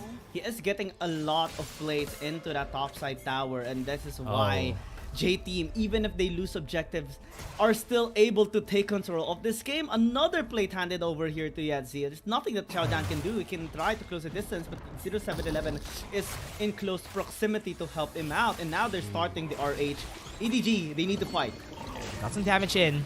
Langui doesn't have the explosive cast now. They have the death charge to use. They have more. Enchanted Crystal Arrow was able to run away. Langui with that damage, though, stun onto the backline. DY is going to be caught, and this is going to be bad right now. Don 128 onto the backline. Won't be able to deal a lot of damage with EDG. Are going to be backing away. They want to take this down. Check though, Shebin might be able to take it with a smite, and he was able to get double objectives again to their side. Similar to game number 1, double objectives once again for EDG. This time, they should be able to fully utilize it. Cast it into the mid lane, take this tier 1 tower, then maybe a second charge into the tier 2. It's gonna look so good. But now they're able to... Catching them off guard just because of that push. Now with this, a little bit of an advantage for the squad. And that is just unfortunate for the side of J-Team. And this is just them just not getting anything on the first objective. But so far, when that happens, they always find a way to answer back in kind. And now, no towers have been taken down. EDG has the advantage, a bit of it, because of the Dragon and the Rift Herald. Now with J-Team looking really bad because of those double objectives. This is still not going to be good for them. This is the amazing part of the draft of EDG, right? Because they have really stable weak side champions, the Renekton and the Garen. Actually, the Renekton is looking very solid, despite him not having that much resources early into the game. Is still able to have the impact, and that provides safety for BO7 to just continue farming, and also for Alone. He wasn't, targeted by J-Team. They couldn't target him due to the fact that there's like 3 tanks engaging in the front line alongside with BO7 as well. And in that, RH were just easily able to take that for free away from J-Team. Now they're starting to get some gold lead. BO7 though. Here comes the arrow. Flash from Xiaojiang. They still have the Stormbringer at the ready if they want to go in. Forcing him back is perfect already. Because they can take down the tower in the bot lane after. But tower on the top side has been taken down though. Yes, he needs to flash away. Yu is going to be igniting him. He's a dead man. Oh, burned to death. Tried to pray that he will live, but it's not going to help him out for now. Perfect timing for Yu to actually engage in the top lane. Just use the ignite and secure the kill. Now, those small things are actually going to help EDG, because now, look at the gold. They were down 2,000 a while ago, but now they're leading almost 2,000. That's the way to go here if you're EDG. Get as much resources as you can. Arrow just connects to BO7. Not the target that Tan actually wanted. They wanted to go for the bot lane though, but because they got the vision already on the EDG, they could back away in time. And J-Team is just gonna do their stat. With what we're seeing though, Gyeong, EDG has been doing the macro plays that J-Team have been doing during the last game, and it's benefiting them so much. So much, right? 3 outer turret or 2 outer turrets taken already. They only need to push bot lane and they should be secure in terms of rotating across the map through the jungle camps of J-Team. And with their draft, scaling up continuously, having the power spikes necessary in proper timing for the second dragon, they can actually fight J-Team this time around even better. Timing's just perfect though. They backed away. There's going to be a tower down for the side of J-Team. They're really looking to take down towers. That's why they sent all of their members on the top side of the map just for them to get distracted. But with the pings happening from EDG, they know that they can push a bot lane tower just because nobody's here. Xiaojiang, BO7 gonna help out each other to take that tier 1 tower in the bot lane and prepare themselves for the next dragon. Resets coming through from EDG and J-Team. They're preparing for the next fight. EDG has the better end though. They have picked up 2 items each already for their carries. And J-Team are a little bit mixed up right now. Insufficient economy on the solo carries. Divine Thunder though picked up by both the Volibear and Yetzi right now. So maybe they can work their way through those isolated fights once more. Yeah, having the priority. What's great about this is that you want to go in. Body Slam has been used already. They haven't been able to get what they need. Now that they have someone onto the back line, Stun 128 could really push them back. They have seen Xiaojiang already, and DY's positioning is caught. They have a ward here in the Tri-Brush.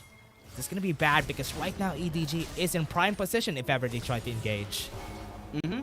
DY knows that he is seen. There's a cast. Yeah, not going to be able to hit on the pawn. Enchanted Crystal Arrow won't be able to hit, but the death charge is perfect already. Backline right there. Have you gonna get caught? You have the stun already, and they're gonna be able to get one more. With one more bite, Xiaojiang is gonna go in with one more sub with the Lure to Spectator. They want to get the kills though, but J-Team is still a bit more healthy compared to them.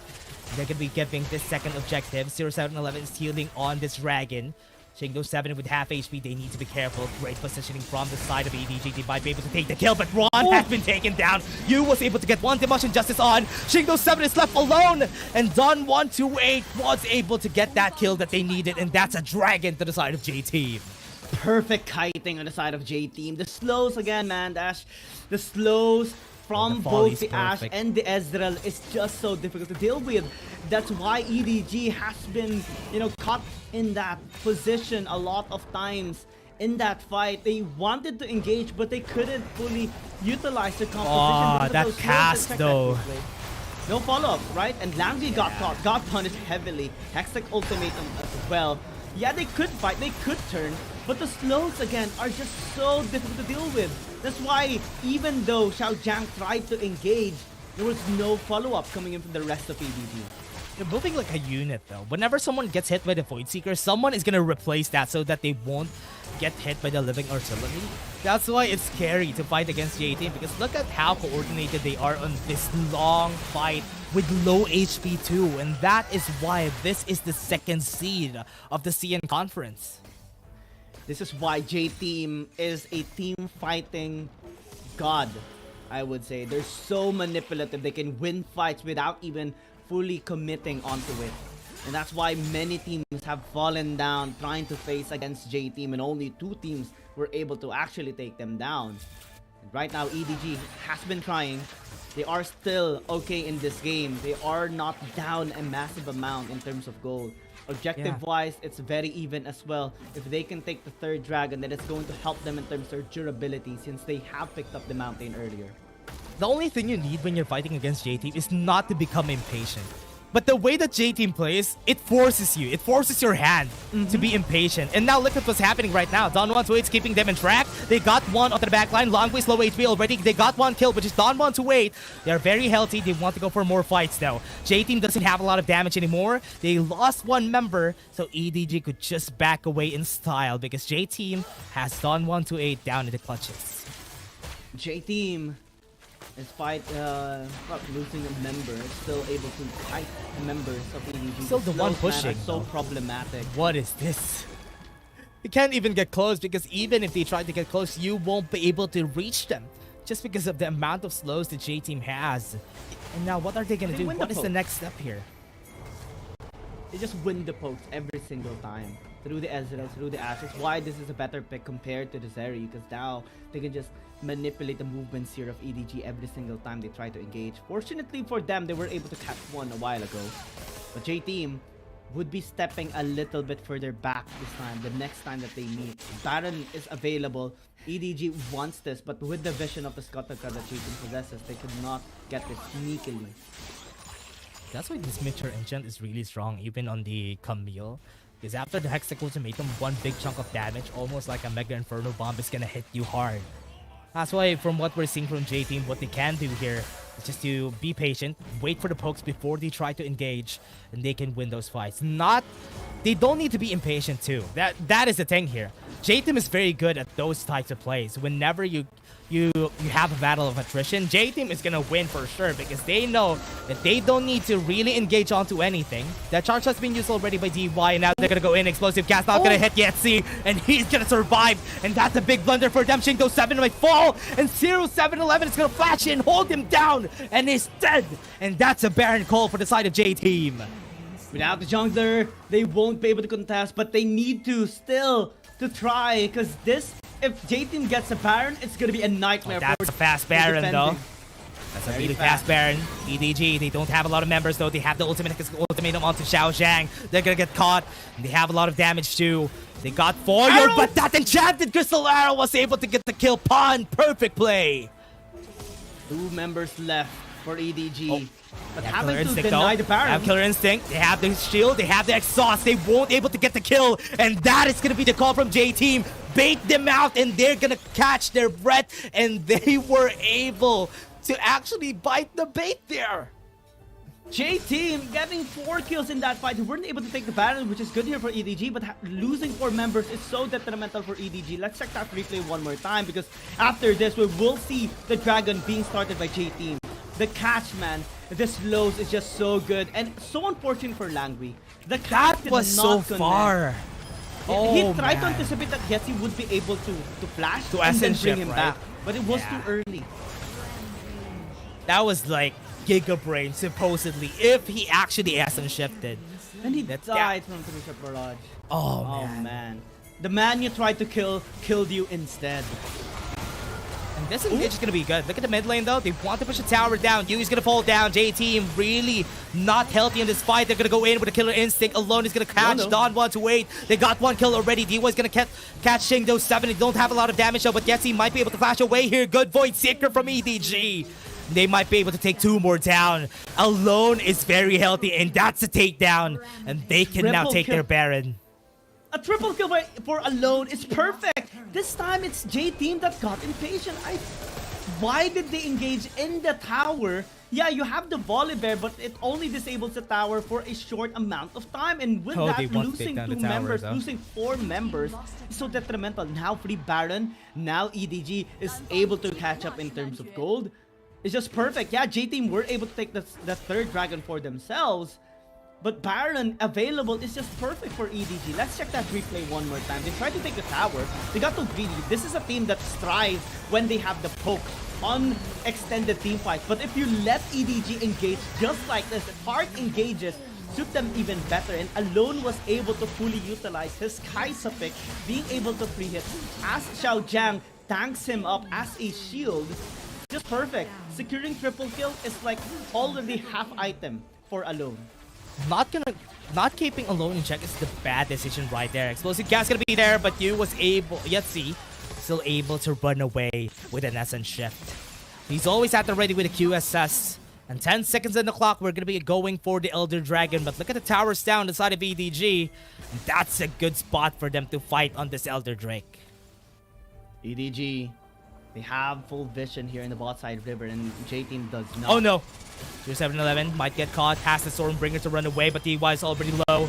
And EDG might catch them off guard. This is going to be the Demolition Justice getting the kill right there with the stasis on the top lane. J-Team falls down with 1. Jingo 7 has a lot of damage, and now EDG is just going to crumble down on the members of J-Team. They're going to try to flash away, but that stun is not going to connect, but 7-11 is still going to get caught. He's going to be chased down by EDG. Voice Seeker's not going to reach, but EDG is going to be ending this game with Don 128 trying to back away, and this game is going to be on the hands of EDG. And this is just such a good expression from this team because they took down them. This is now 1-1-1. You give them an inch, they'll take a mile. EDG, just don't give them a chance to engage because they will never, ever hesitate to go in and punish you for that mistake. J-Team gave one opportunity through that dive in the mid lane for EDG to close in the distance, and they take it without hesitation. They win the second team fight as well, and that's why EDG is such a scary team. J-Team wins by slowing the tempo down and putting EDG in a tough spot through the pokes, through the slows, and giving them a hard time. But EDG finding a way to negate that, immediately closing the distance is just perfect. That's why score is tied, we're going the distance. Yeah, we're now on 1-1, and EDG was just able to catch J-Team every time. Most of the time, J-Team tries to get a kill, and this is one of the problems when you pick the Ezreal and you have the Ashe already on your team. You do have a bit of damage. Yetzi dealt a lot during that game, but it wasn't enough. The reason why it's hard to play whenever you have a Camille on your side is because Camille doesn't really deal a lot of damage, and we've seen it in action during that game. EDG just got more effective damage just by Kaisa alone, and that is why it's gonna be hard now moving forward on this matchup. Even though they had the Volibear, they still lost in their hands because they weren't able to utilize the Stormbringer that much. Shingdo 7 popped off in the late game so hard as well. This is why late game Jax is so good. And a big counter to the Volibear and the Camille as well in the late game. They waited patiently. EDG was patient this time, waiting for the perfect opportunity to strike. And when they did, J-Team got caught and they could not turn the tables anymore. Alone is gonna get the MVP here for sure, just because of that amount of damage and also a 6-0. That's good already. But again, EDG with those plays, even though that we've seen the struggle from them in the early game, as long as they got into the late game, we've seen the damage of J-Team just plummeting. They weren't able to really execute the members that they want to execute on the side of EDG. And that's also one of the problems when you have a pickup composition that doesn't have the Zeri. That's why I was thinking about the Zeri though, is because that Zeri would at least have a lot of damage during that late game phase of the game. But that Ezreal was also not a bad pick in itself. But they actually lacked a lot of damage with that composition. If they were a lot more patient, they could have slowly but surely secured that game. But having that impatience thing that has cost them so much. It cost them the game. And EDG this time being able to tie up the score will have the momentum come next game. J-Team needs to patch that up, surely. This is not a J-Team that we know. They got too excited, I would say. Because they do possess a massive lead as well, at least in terms of tempo. And EDG, being the patient this time around, is the big adaptation that we have seen on them from before as well. Langui struggled a lot in this game, but he managed to work his way through, penetrating the front line of J-Team and getting those good knockbacks at the very end, which is just perfect for EDG to lay it everything for Alone. Yeah, and now with Alone just getting those kills a while ago was the reason why they were able to get the win there in the end. But still, it was still possible for J-Team to actually win that if they didn't really fumble in that mid lane play. They did at least 2 for them to end the game right there.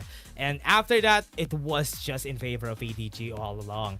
And now, for this, we're now on 1-1. Are we going to do the same thing as yesterday in where we're going to be having a long game?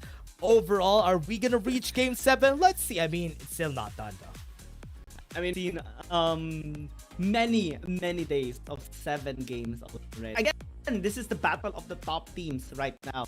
This tournament, the battle of the top teams to remain supposed champions here from the regular seasons. The top 8 on the CN, or top 6 rather, and then we have concluded our APAC already. And it's a long one. For Team and EDG are one force for a reason. They're just prove that even more. And Alone getting that was very fitting, because he really, honestly, he deserves it. He deserves this MVP a lot more than anybody else because of the kill participation that he had. But again, with what we're seeing inside of J-Team, they need to give objectives again in the first time. The only why they won the first game was because they got the snowly on, and now giving double objectives to the other side is going to be bad forward. But again, everybody, that was our game. That was just game 2. We still have game 3. We have a start for you. Don't forget to eat your dinner. Don't forget to hydrate, because we're going to be having a break. And everybody, just take a while. See you again in just a bit. After 2 months of intense competition, the WRL A1 regular stage concluded splendidly, with 8 teams from WRL CN and 4 teams from WRL APAC emerging as the stand-up performance among the rest. KBG secured the top position in WRL CN with an impressive winner stake, closely followed by JT. In WRL APAC, Seoul KTRY showcased remarkable dominance, while Bariran BRU also displayed commendable performance. For those summoners who crave more action, the playoffs will commence on June 21st, where the 12 victorious teams will continue battling for the prestigious title of WRL A1 champion. The playoffs in both WRL CN and WRL APAC will follow a BO7 double elimination tournament, allowing only 2 teams from each conference to progress to the finals. The first place team from the regular stage in WRLCN, Team KBG, will go head-to-head against Team Nova, while the remaining team, JT, will directly versus EDG. The 2 victorious teams will then compete for the first spot in the WRLCN finals.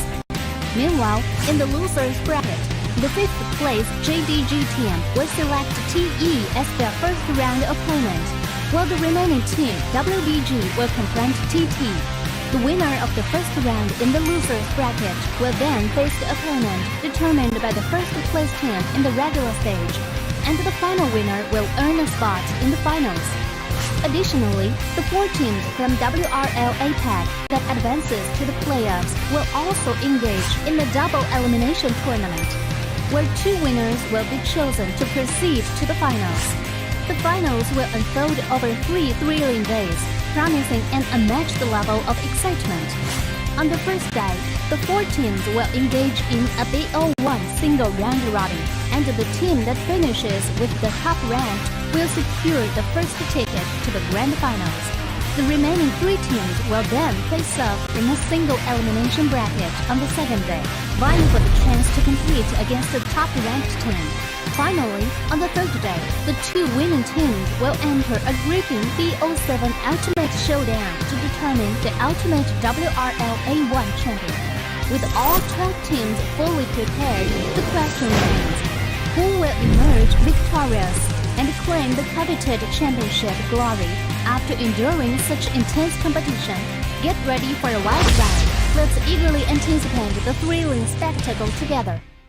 Dear Summoners, welcome to the Wild Rift League Asia 1! With the new season comes a fresh upgrade to our Spectre UI, designed to provide everyone with a better viewing experience. First thing is about the original UI information at the top bar. We make it into a functioning ring design in the upper left corner. The ring not only includes basic information such as team names, match duration, kills, towers, but also displays the gold difference through the red and blue rings. What is a great game without the competition for map resources? When a team takes down the elemental dragons and gets... Welcome back, everybody, and it's game 3, and we've seen J-Team versus EDG, and as we said, EDG find a way to foil the plan for 0 from the side. They're not gonna get that 4 because they lost already.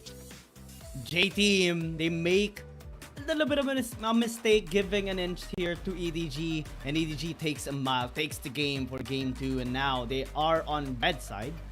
They would need to ban away the Ornn, Camille, and possibly the Volibear as well, unless they're gonna be looking confident, because J-Team a while ago did possess the Camille. They had the Volibear as well, but they were the ones who got taken out by EDG. Evelyn, I think, will be given the more respect here, especially with the influence of 0711. He's the only jungler that was able to make this work, and I think it deserves recognition too. Yeah, that's a good respect ban though, but that's opened a lot more champions from the side of J-Team. And a Gragas could be a possibility. A Corki could be open here on this game. So are we gonna see Yetzi on the core on? That could be a priority here. They should open up at least on the side of EDG. They could pick it up themselves. Corki is gonna get picked. Camille is open too. Wow. And Shen. A lot of champions. Yeah. This is the game. This is the game.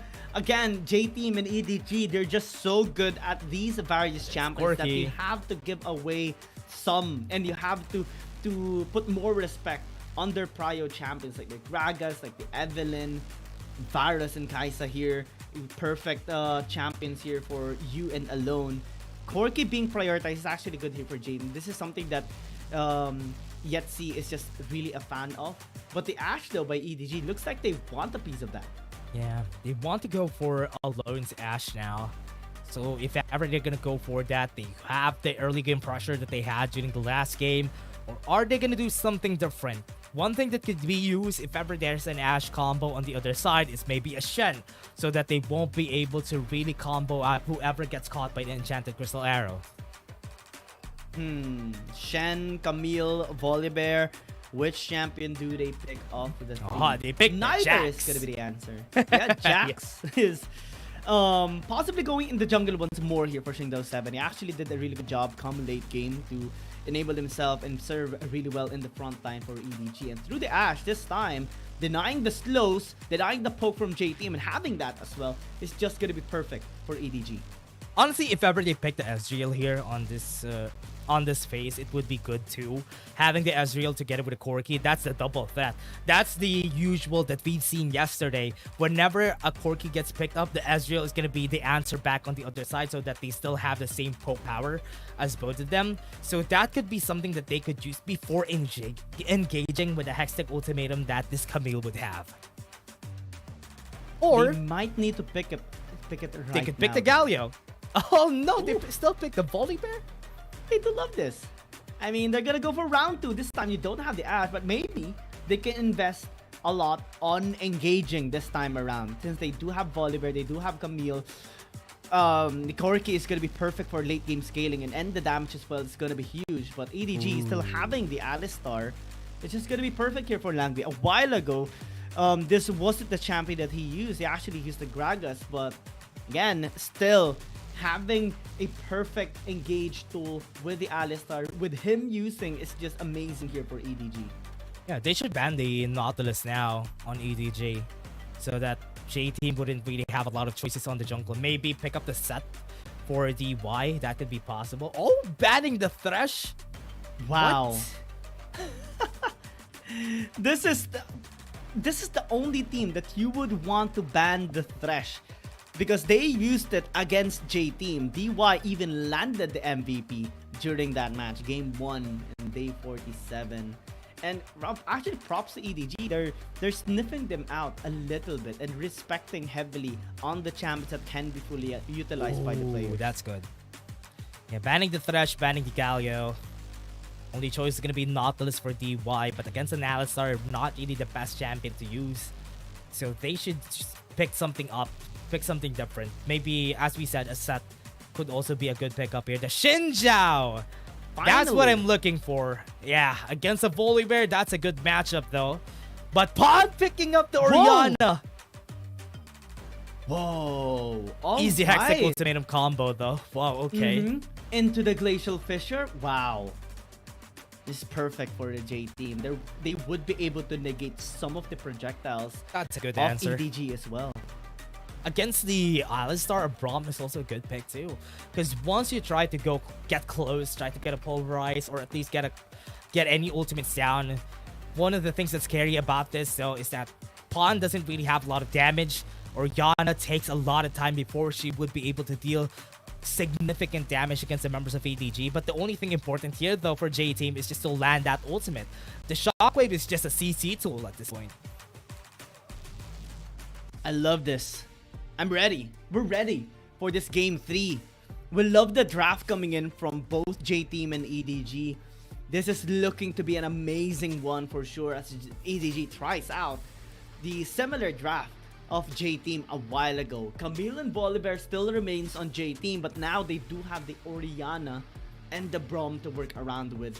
This is looking to be an explosive game for sure in battle for the objectives later on, because both teams does possess a team fight based composition some way somehow, especially for J-Team. But they also need to be very careful off the post. Again, with the Xin Zhao, with the Alistar, it's going to be very difficult to breach the back line. Yeah, the reason why it was a problem on the side of J-Team a while ago is because they didn't really have a lot of damage on their composition. But EDG has damage though. Remember, they have a Jax, they have a Xin Zhao. So this could at least be the early game damage for the first engage before they would need the damage coming in from you with this Ezreal. Now, what we're going to see here for J-Team, are they going to be lacking on that damage? I think it's a bit different now on this side, but they do have a lot of magic damage to look at, so it's easy to itemize against them. I love the chance. I can't wait for our APAC teams to be there on the stage as well and hear the chants of their fans as well, just supporting them. It's gonna be an amazing one for sure. Hearing them shouting the MGX or RY, something like that. And then we chant as well. Let's see if ever that happens though. I think it's gonna be 2 weeks or 3 weeks before we the semi-finals and the finals of this matches. But again, everybody, J-Team and EDG, we're still gonna be on the journey in where we see both of these teams battle it out until they maybe get to the lower brackets or even forward here. Now with the vision on the side of J-Team, down to the bottom side of the map, just keeping the Jax in check. And that's the thing about this Orianna though. Orianna poke damage in the early game it's not significant damage though, but if it's against a Jax, it doesn't need to get close, it's gonna be hard. The interaction actually is perfect for EDG, for Alone and Langby against Don128, because if Langby engages and Don128 attacks him, then he will get magic shield or shield for anti-magic, but since Ash deals physical damage, it completely just goes through. Yeah. That's why it's gonna be hard, but they want to go for the fight here. Remember, it's just Shin's out. It's gonna be hard to fight things out early game. So it's not a fight that they want to go against, even if they have the close. They're just giving Don Moto all the XP that he needs just because they were a bit too late on that. And this is gonna be a free 0711 with a blue buff. But this bottom lane fight is gonna be a bit easier. I think he's gonna get caught. He has the Stormbringer though. So at least they're gonna be getting some plating, isn't it? J-Team again showing really good macro plays. Pushing Xiao Jiang, giving him a hard time every single game that there is here against J-Team. And they are getting some plays here in the bottom lane. BO7 is here as well to help him out. And we are seeing Yu going here, passing his way to help Xiao Jiang. But again, 2 plays is already really good for J-Team. Yeah, they have the ultimate though. Shockwave to the Stormbringer, not enough damage though, but it's not gonna be enough. 0711 super low in HP, already flashed away. Shingdo gets the knock up and they get the kill. It's also you that gets the first blood kill. It's just perfect here. Again, if you give the carries the goal, it's going to be very difficult here for J-Team. Late game Arrow. Oh, Arrow almost hit them though. Wind becomes light to slow him down. Shot Barrage. And they're getting a taste of their own pie right now because that's what they've done against EDG a while ago. 100% win rate of 9 games on Yetzi on this Corki is now being threatened by EDG. Especially with this kind of draft, it's going to be a lot more challenging to be a Corki here in this game. You really need to watch out for your surroundings because every time those arrows and three-shot barrages are available, they're gonna use it without hesitations. And the comp as well can easily follow through because again, Shindao has the gap close, Jax has the gap close, Alistar has one as well. So every time you get hit by an arrow, you can already assume that you'll be dead. Yeah. And once, especially on this fight, so it's really hard to fight against a Braum because if you get hit by the Winter Spite, concussive velocity, you're gonna get chain stunned. And even if you're Jax, you know you need to back away whenever you get hit. That's why you should always keep your distance, right? Shingo 7 is there. Yeah, they have the Glacial Fissure, try to slow him down, but the Unbreakable is just so hard to deal. Even have the Ignite together with their side, it is still not gonna work inside of EDG. I'm not sure if they use an arrow there into the top lane, but again, it's very difficult to work around against the Braum because again, anti-projectiles is the way to go here for J-Team. And that's how they are going to look forward into the succeeding fights later on. Resets coming through 25 seconds before the objectives spawn up. They're both even as of the moment. But I think EDG this time around can actually contest against J-Team in a better state since they have the slow, they have the pokes, they have the setup as well. They have better damage with the arrow. So yeah. If they fight, they have better damage, especially if they have a Shinzao. That's enough. That's enough damage on their side because the Shinzao, even with just one Crescent Guard, could really put them on really bad spots. That's why J-Team would need to be careful and just respect the Shinzao and just give it out. Just take the Rip Herald. EDG will take this dragon without hesitation. Same thing. That's good. The J-Team along the way. They have vision here if they ever want to contest. I think it's already. You don't give double objectives. Just give one. That's good enough. That's okay now. Oh! That was scary. Yeah. That would have been so bad here for J-Team if ever. That's double objectives again. 3 games in a row? That's just not the way to go here for J-Team. Not gonna happen. It's a good thing that they were able to catch that. I think they're gonna go for this. They don't want the mid lane to get pushed. That's why they're pushing the members of J-Team back. But it's still gonna be hard. Shockwave gonna be used in the mid lane. Wasn't able to hit anybody.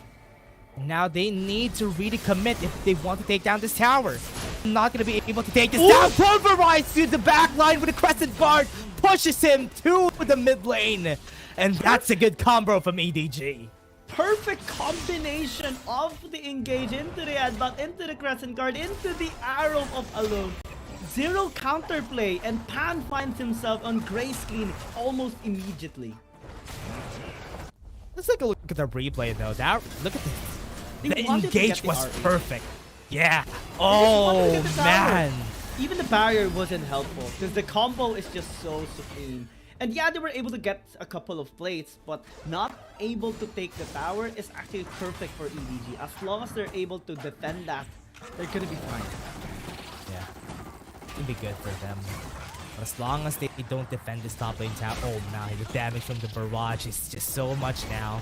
They need to be really scared because as long as Yetzi gets more AP items, that's gonna hurt a lot more. Serenity Force on the core key though. Oh no, Pawn is gonna die again.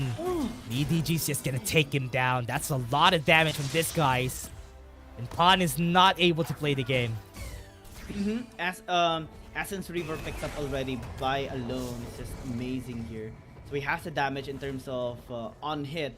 He has the damage for the pokes as well, and will always have mana as well, because Essence Reaver provides that. So it's so difficult now for J Team. They need to be extra careful, especially on the small skirmishes, because right now that's where EDG can actually strike.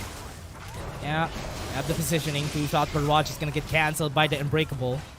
They even have another plating sat ready for them, but EDG are still keeping them at bay so that they won't take anything more. That's J Team just gonna back away in shame, but Pawn needs to be careful around the mid lane because one more combo could cost him more deaths. We do see Dawn 128 helping out into the bottom lane, trying to secure a tower or at least damaging it, but EDG still having a better macro play, I would say, right now. Yeah, one Enchanted Crystal Arrow, but they want to push the top side though. They use it and they're gonna be cancelling that out with the Unbreakable, but that's too much damage. EDY, they might be able to get one more stun, but Langui can't even get close. Shingdo might be able to get more. That's gonna be one for the Shockwave. Pawn is gonna get caught and he's gonna die again. Unfortunate. I don't know why he engaged because Essence have damage. Almost even a double kill there by EDG. And now, after losing a tower into the top lane, EDG will get the tower this time. An answer back and better net profit here for ADG. Good answer from EDG. Now on the side of Jay, struggling to keep the members of EDG in check. This Jax together against the Camille is just a headache to deal with. As long as we saw what happened top side, they wanted to get the tower. They were successful, but at what cost? Arrow again in the bot lane. Yeah, Don 128. He's gonna fall down. That's a lot of damage from Xiao Zhang. Not needing to go in. Hextech ultimatum, not helpful. And again, kill after kill after kill. EDG this time is taking control. J Team, for the first time, we're seeing them in shambles right now. And the 2,000 gold lead is established by EDG. Now they can better position themselves in the bot side river to take a second dragon. This is going to be nightmare for J Team. J Team flustered. No damage from Pawn. This is why I was surprised about that Orianna pick, because you won't really have an easier time fighting against them if you don't really have a lot of kills. Whenever you have a Volibear, that Stormbringer is supposed to be good, but Pawn again, QSS gonna be used. Even have the Crescent Guard pulverized right there, but it's not gonna be enough slowdown on BO7, but the Crescent Guard is able to push him back. They don't have enough damage to use against EDG. The Shockwave's gonna miss, and J Team doesn't have any more ultimates to use. Only hit the ground, and again, that's a lot of ultimates expended here on both sides, but still, it's beneficial for EDG. You have the faster cooldowns, especially with the Enchanted Crystal Arrow, and you can just throw in the 2-shot barrage later on to deal damage. Chajang just gonna go in, just gonna keep him on defense position. With the side of EDG still wanting to go for the dragon, they know they have the advantage though, that they're not gonna be hesitating on taking that. So now, J Team already in prime position. No shockwaves. We'll take this Ocean Drake pretty easily. No more package right now. The knockup comes in. 0711 got knocked off. No more damage onto the backline because they got Shred. DY with a shockwave was able to get alone, but it's not enough damaging. Those 7 might fall, but they still got the dragon on their side. Don 128 falls down on the backline. No damage from the side, and they have the Swordbreaker. 0711 gets the kill, but alone one more Bali could get the kill on Yetzi, and they got it. They are still gonna follow through. Knockups onto their side. 0711 is gonna be falling down. They still have alone. They're gonna keep him. They're gonna use the volley. They're gonna slow him down, but Pawn doesn't have any more mana. And again, EDG wins that fight. They got the dragon through alone of all people. J Team tried to steal, but they were unsuccessful in doing so, and they lost 3 members along the way. EDG only lost 1. It's definitely worth it, and now scaling is on their side. Now it's going to be a lot scarier for J Team. We look into this replay and see the proper engage coming in from EDG. Shockwave was good coming in from Pan, caught alone off guard, but still he was able to free it. And actually it's the volley that got the last hit onto the Dragon. Unfortunate for J Team. 0711 tried to come back here in this team fight, but EDG had the numbers advantage. They had the proper setup as well, and they pushed through 0711 because the other members were just too low. Yeah, this is why I don't really like a very herbivore-ish playstyle from the side of J-Team. Whenever they have a Camille and a Volibear on your side, that's a lot of damage down. You don't really have a lot to work with now. Knockup's gonna happen, and Pawn is gonna get caught again. Stormbringer's gonna be forced to use. Right now, Language is gonna be their target. They have the Unbreakable Will, but it's gonna be falling down still. DY is gonna be the trade. They have the Enchanted Crystal onto Pawn. Got the QSS perfectly. The EDG still wants to go for the push. Still have a lot of poke damage coming in from them, but J-Team needs to back away now. They can't afford to engage to EDG just yet. It's not yet the time. They couldn't do so. Similar to how EDG was able to close the distance, it will take a big mistake of going in blindly for EDG to fall right now. J-Team, they don't have the burst damage just yet. Yetzi is not buffed up enough. Pan is not buffed up enough. They only have 2 items on them each, and we see more value on the side of EDG as well. Possessing 5,000 gold leads, profiting more and focused more on Xiaojiang, and alone is just so good here for EDG. Now the Jax is online, it's so difficult to deal with him in a 1v1 setup here for Dawn. Even if you have the Camille, Jax will win every single time. Yeah, Language doing them dirty since a while ago. Dawn 128 got caught by the stun. He needs to flash away. That's a good arrow again coming in from the side of EDG. But what are they gonna do now? No Enchanted Crystal Arrow. J-Team now has the chance to pull the trigger. They want to take this tower. Should be able to do so, but EDG is doing a really good job poking them out. Yeah, they have the Shockwave onto the backline. Yu is gonna get caught, but look at this. Shingdo7 is got in the members of J-Team. They're not gonna be able to take one down, but at least they got the tower mid lane.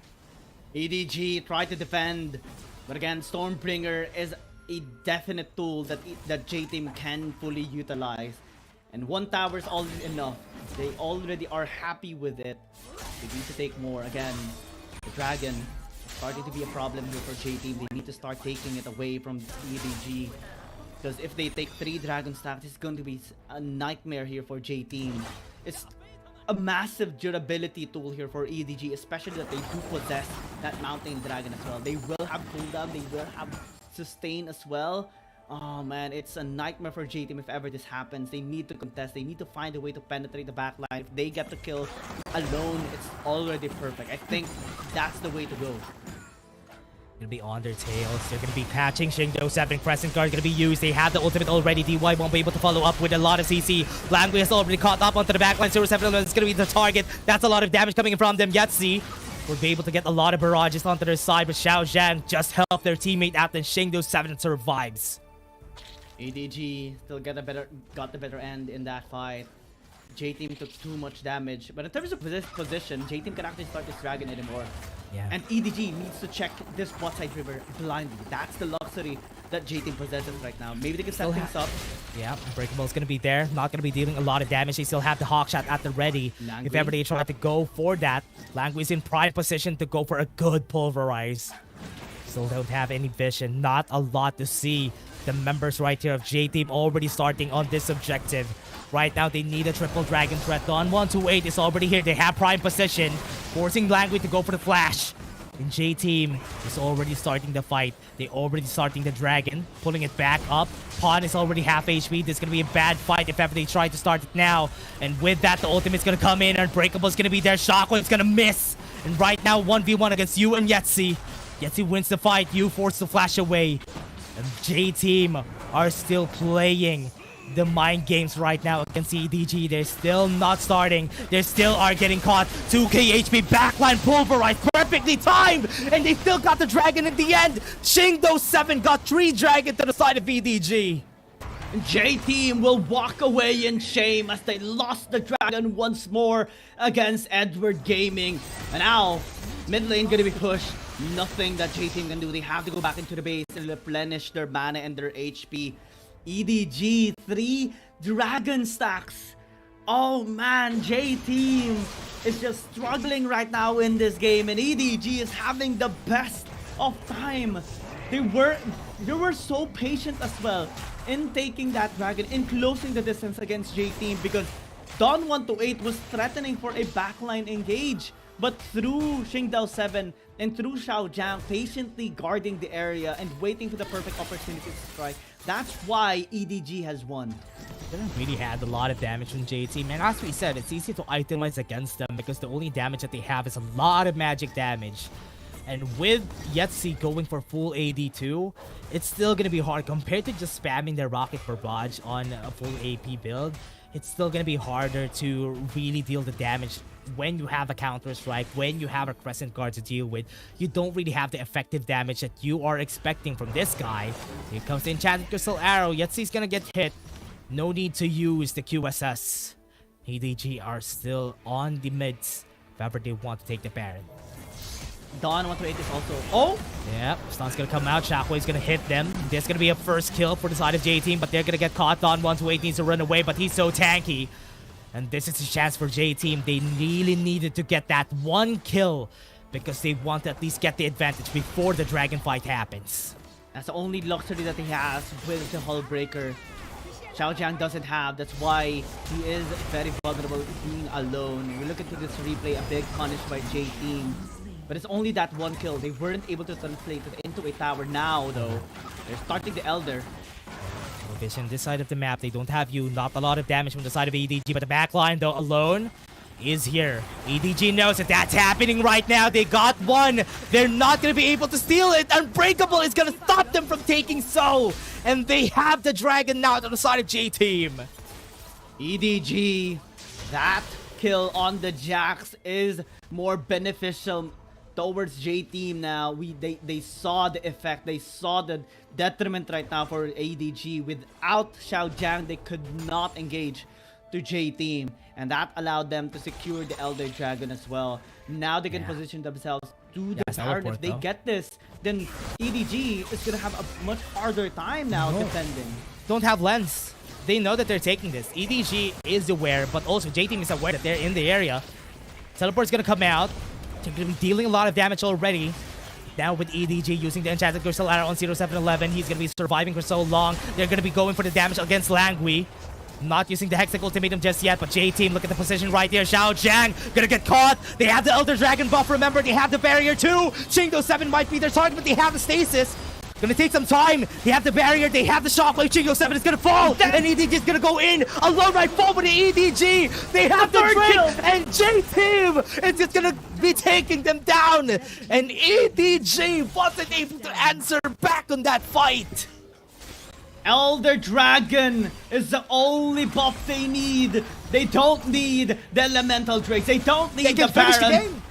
They can just run it down. It's only Langui remaining alive. 25-second death timers. They're going for the push.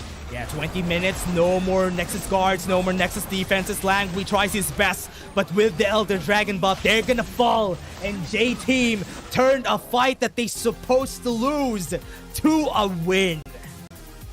And this is why you should never discount J-Team. This is a team that can just turn the tides around even at the brink of destruction. They found an opportunity topside. They translated it into an Elder. And with that Elder, they got an ace and they got the game.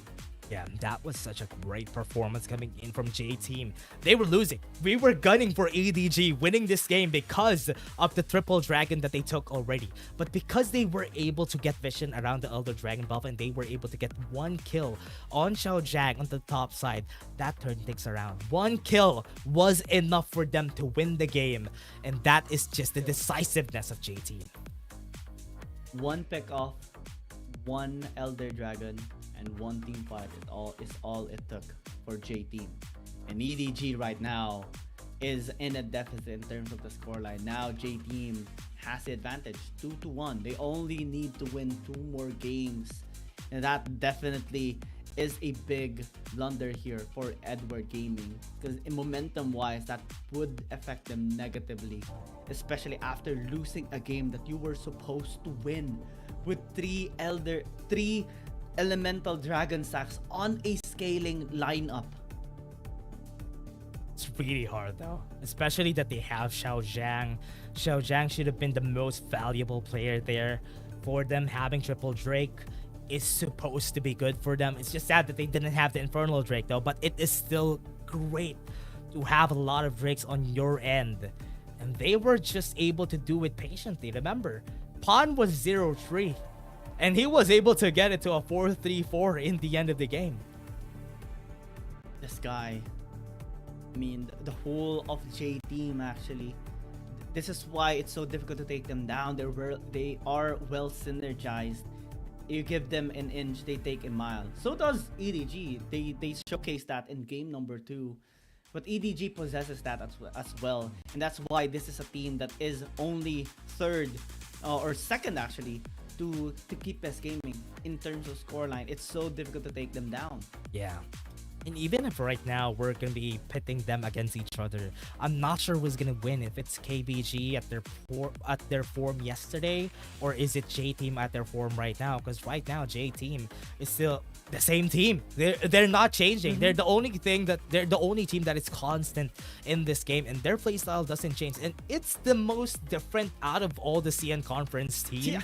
And that's why this team, you can't help but root for them, because they're the only one who has the only different playstyle. Yeah, that's exactly it. They're like the one trick here. The one trick. The dark horse here in this tournament and the CN side. The only team that plays it so methodically, so surgically, and they start out slow but they scale so much. And in terms of team fights, they're very, very manipulative as well. EDG was taking control of this full game. Let's give it to them.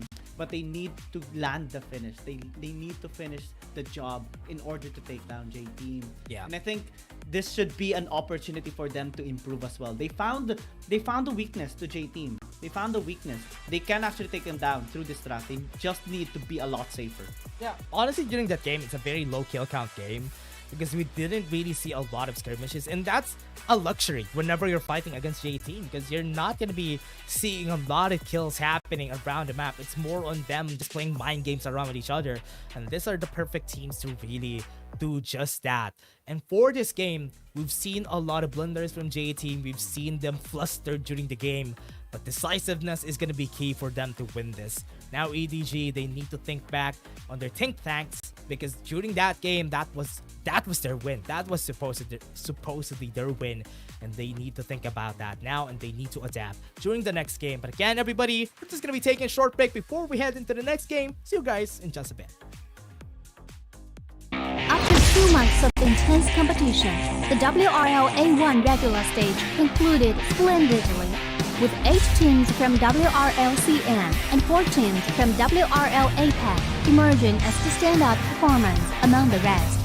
KBG secured the top position in WRL CN with an impressive winner stage, closely followed by JT. In WRL APAC, Seoul KTRY showcased remarkable dominance, while Bariram BRU also displayed commendable performance. For those summoners who crave more action, the playoffs will commence on June 21st, where the 12 victorious teams will continue battling for the prestigious title of WRL A1 champion. The playoffs in both WRL CN and WRL APAC will follow a BO7 double elimination tournament, allowing only 2 teams from each conference to progress to the finals. The first place team from the regular stage in WRLCN, Team KBG, will go head-to-head against Team Nova, while the remaining team, JT, will directly versus EDG. The 2 victorious teams will then compete for the first spot in the WRLCN finals. Meanwhile, in the losers bracket, the 5th place JDG team will select TE as their first round opponent, while the remaining team, WBG, will confront TT. The winner of the first round in the losers bracket will then face the opponent determined by the first place team in the regular stage. and the final winner will earn a spot in the finals. Additionally, the 4 teams from WRL APAC that advances to the playoffs will also engage in the double elimination tournament, where 2 winners will be chosen to proceed to the finals. The finals will unfold over 3 thrilling days, promising an unmatched level of excitement. On the first day, the 4 teams will engage in a BO1 single round robin, and the team that finishes with the top rank will secure the first ticket to the grand finals. The remaining 3 teams will then face off in a single elimination bracket on the second day, vying for the chance to compete against the top-ranked team. Finally, on the third day, the 2 winning teams will enter a gripping BO7 Ultimate Showdown to determine the ultimate WRL A1 champion. With all 12 teams fully prepared, the question remains, who will emerge victorious and claim the coveted championship glory after enduring such intense competition? Get ready for a wild ride. Let's eagerly anticipate the thrilling spectacle together. Dear Summoners, welcome to the Wild Rift League Asia 1! With the new season comes a fresh upgrade to our Spectre UI, designed to provide everyone with a better viewing experience. First thing is about the original UI information at the top bar. We make it into a functioning ring design in the upper left corner. The ring not only includes basic information such as team names, match duration, kills, towers, but also displays the gold difference through the red and blue rings. What is a great game without the competition for map resources?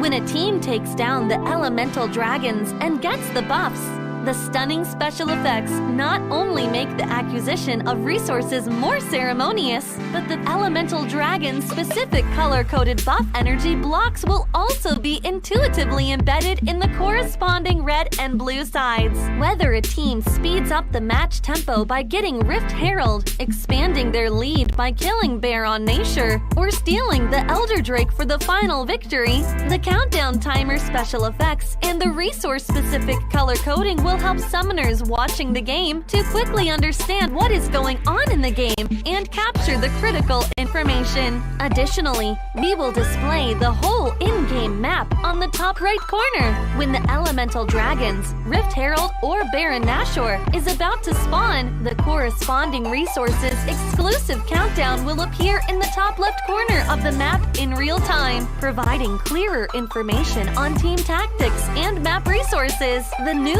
UI will introduce 4 panel modes: the landing phase mode, pre-team flight mode, team fight mode, and post-team fight mode, a combination of 4 refined panel modes to ensure that the most important real-time data in the game is presented more intuitively and comprehensively than ever before. In the landing phase mode, in addition to the real-time images of the players, champion selections, summoner spells, and champion experience, we will also supplement real-time gold, KDA, and items during the landing phase. Meanwhile, team stats history will also be displayed based on the progress of the game, allowing summoners watching the game to stay informed of the comprehensive information in real time. In pre-team fight mode, we refine and integrate the information on the gold difference between the matchup to help summoners keep track of the players' items builds in real time through the items column. This makes the state of both teams clearer before the team fight. In the highly anticipated team fight mode, we visualize the damage dealt comparison. The real-time dynamic display of champions' avatars can be more intuitively express the damage dealt of each player during the team fight. The closer to the red-blue intersection, the damage is higher. We maximize the screen space for exciting team fights and gameplays. After the fierce team fight, we integrate the damage comparison of each champion to help summoners quickly understand the damage difference between the champions in each matchup during the team fight. Depending on the different game situations, there are more diverse UI combinations waiting for summoners to unlock. Our comprehensive, intuitive, and comfortable UI design aims to provide summoners with a better, more informative, and higher quality viewing experience. The exciting first season of Wild Rift League Asia is waiting for you. Summoners, we'll see you in the Rift. After 2 months of intense competition, the WRL A1 regular stage concluded splendidly, with 8 teams from WRL CN and 4 teams from WRL APAC emerging as the stand-up performance among the rest. KBG secured the top position in WRL CN with an impressive winner stick, closely followed by JT. In WRL APAC, Seoul KTRY showcased remarkable dominance, while Bariram BRU also displayed commendable performance. For those summoners who crave more action, the playoffs will commence on June 21st, where the 12 victorious teams will continue battling for the prestigious title of WRL A1 champion. The playoffs in both WRL CN and WRL APAC will follow a BO7 double elimination tournament, allowing only 2 teams from each conference to progress to the finals. The first place team from the regular stage in WRL CN, Team EDG, will go head-to-head against Team Nova, while the remaining team, JT, will directly versus EDG. The 2 victorious teams will then compete for the first spot in the WRL CN finals. Meanwhile, in the losers bracket, the 5th place JDG team will select TE as their first round opponent, while the remaining team, WBG, will confront TT. The winner of the first round in the losers bracket will then face the opponent determined by the first place team in the regular stage, and the final winner will earn a spot in the finals. Additionally, the 4 teams from WRL APAC that advances to the playoffs will also engage in the double elimination tournament, where 2 winners will be chosen to proceed to the finals. The finals will unfold over 3 thrilling days, promising an unmatched level of excitement. On the first day, the 4 teams will engage in a BO1 single round robin, and the team that finishes with the top rank will secure the first ticket to the grand finals. The remaining 3 teams will then face off in a single elimination bracket on the second day, vying for the chance to compete against the top-ranked team. Finally, on the third day, the 2 winning teams will enter a gripping BO7 Ultimate Showdown to determine the ultimate WRL A1 champion. With all 12 teams fully prepared, the question remains, who will emerge victorious and claim the coveted championship glory after enduring such intense competition? Get ready for a wild ride. Let's eagerly anticipate the thrilling spectacle together. Dear Summoners, welcome to the Wild Rift League Asia 1! With the new season comes a fresh upgrade to our Spectre UI, designed to provide everyone with a better viewing experience. First thing is about the original UI information at the top bar. We make it into a functioning ring design in the upper left corner. The ring not only includes basic information such as team names, match duration, kills, towers, but also displays the gold difference through the red and blue rings. What is a great game without the competition for map resources? When a team takes down the elemental dragons and gets the buffs, the stunning special effects not only make the acquisition of resources more ceremonious, but the elemental dragon's specific color-coded buff energy blocks will also be intuitively embedded in the corresponding red and blue sides. Whether a team speeds up the match tempo by getting Rift Herald, expanding their lead by killing Baron Nashor, or stealing the Elder Drake for the final victory, the countdown timer special effects and the resource-specific color coding will help summoners watching the game to quickly understand what is going on in the game and capture the critical information. Additionally, we will display the whole in-game map on the top right corner. When the elemental dragons, Rift Herald, or Baron Nashor is about to spawn, the corresponding resources exclusive countdown will appear in the top left corner of the map in real time, providing clearer information on team tactics and map resources.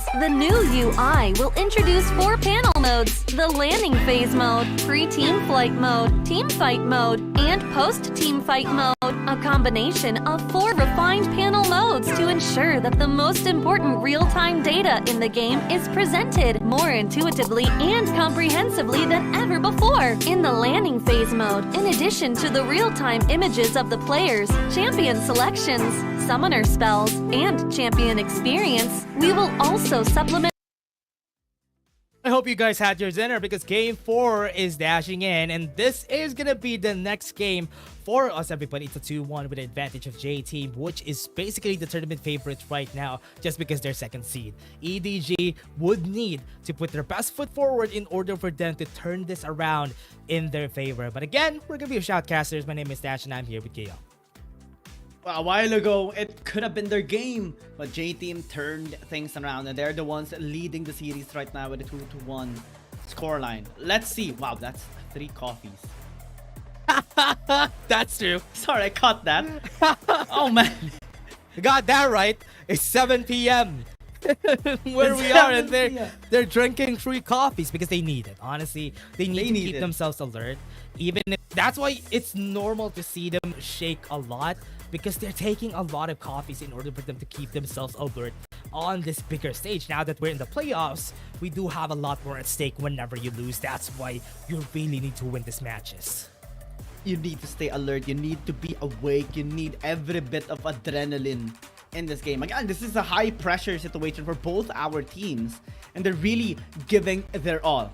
Right now, EDG is going to be on blue side this time around after switching up from red side a while ago. They will have first pick priority. Let's see if they are going to be picking up something like a Volibear or an Ornn this time around, because so far in the whole 3 games that we have seen, they weren't actually focusing on it just yet. Yeah. And so far, that's going to be the problem, though. Right now, EDG has identified that it's not a threat. The Volibear is not a threat. We have an answer for it. We always go Jax because we know the Volibear wouldn't really be able to really gank that easily, because whenever he tries to gank, just one counter-strike stops them, foils their ganking plans. So now, both teams are not going to prioritize that anymore. J-Team definitely will be hesitating a little bit on that champion this time around. They tried it. Well, they won last game. They won in game 3, but it wasn't because of their being able to dominate the game through the Volibear. It was just that pick off onto Xiao Jiang that allowed them to turn things around with the Elder Dragon. It's going to be left open for EDG to take, but let's see if they are going to be taking it, because I think Camille is a better option here for J-Team, and that's why EDG banned it out. Gragas going to be picked up for Language. Just perfect to, again, try to fully utilize it, just like in game 2. Yeah, you can take the Jax themselves, though. Jax has been a headache during this whole game, and they would want to take in the side of J-Team and maybe even get the Ashe. And yeah, that's perfect for J-Team, but EDG having the Gragas on the hands of Langui. You know what? I love the Alistar from Langui. I was surprised that they went for the Gragas, but now it might be a different story, because this is EDG going... Are they gonna go for the Jhin? The reason why people haven't been picking up the Jhin a lot anymore is because of the recent nerfs that he has, but he is still very, very strong. I mean, the damage is still there, the burst is still there, and you would need every bit of it if you want to take down J-Team. But he also needs to be very careful later on. Again, the Ashe is just supreme here in this game right now. Ezreal is going to be taken away to Yetzi, but Zeri is available for him to take later on. And we even mentioned in game 2 that that could have been a better scaling champion here for Yetzi, like you mentioned. Yeah, and I think this Kassadin is not a good pick. Honestly, if they're going to be picking something, I would really love a Zedder and a Kali on their side. That would be way, way better. But the Evelyn is the next best thing, because that is also an assassin that could threaten both of these marksmen on the side of EDG. And that's why it's so difficult to draft against J-Team. Look at him smiling smug. The coach is smiling. He's smiling. We get the Evelyn. Yeah.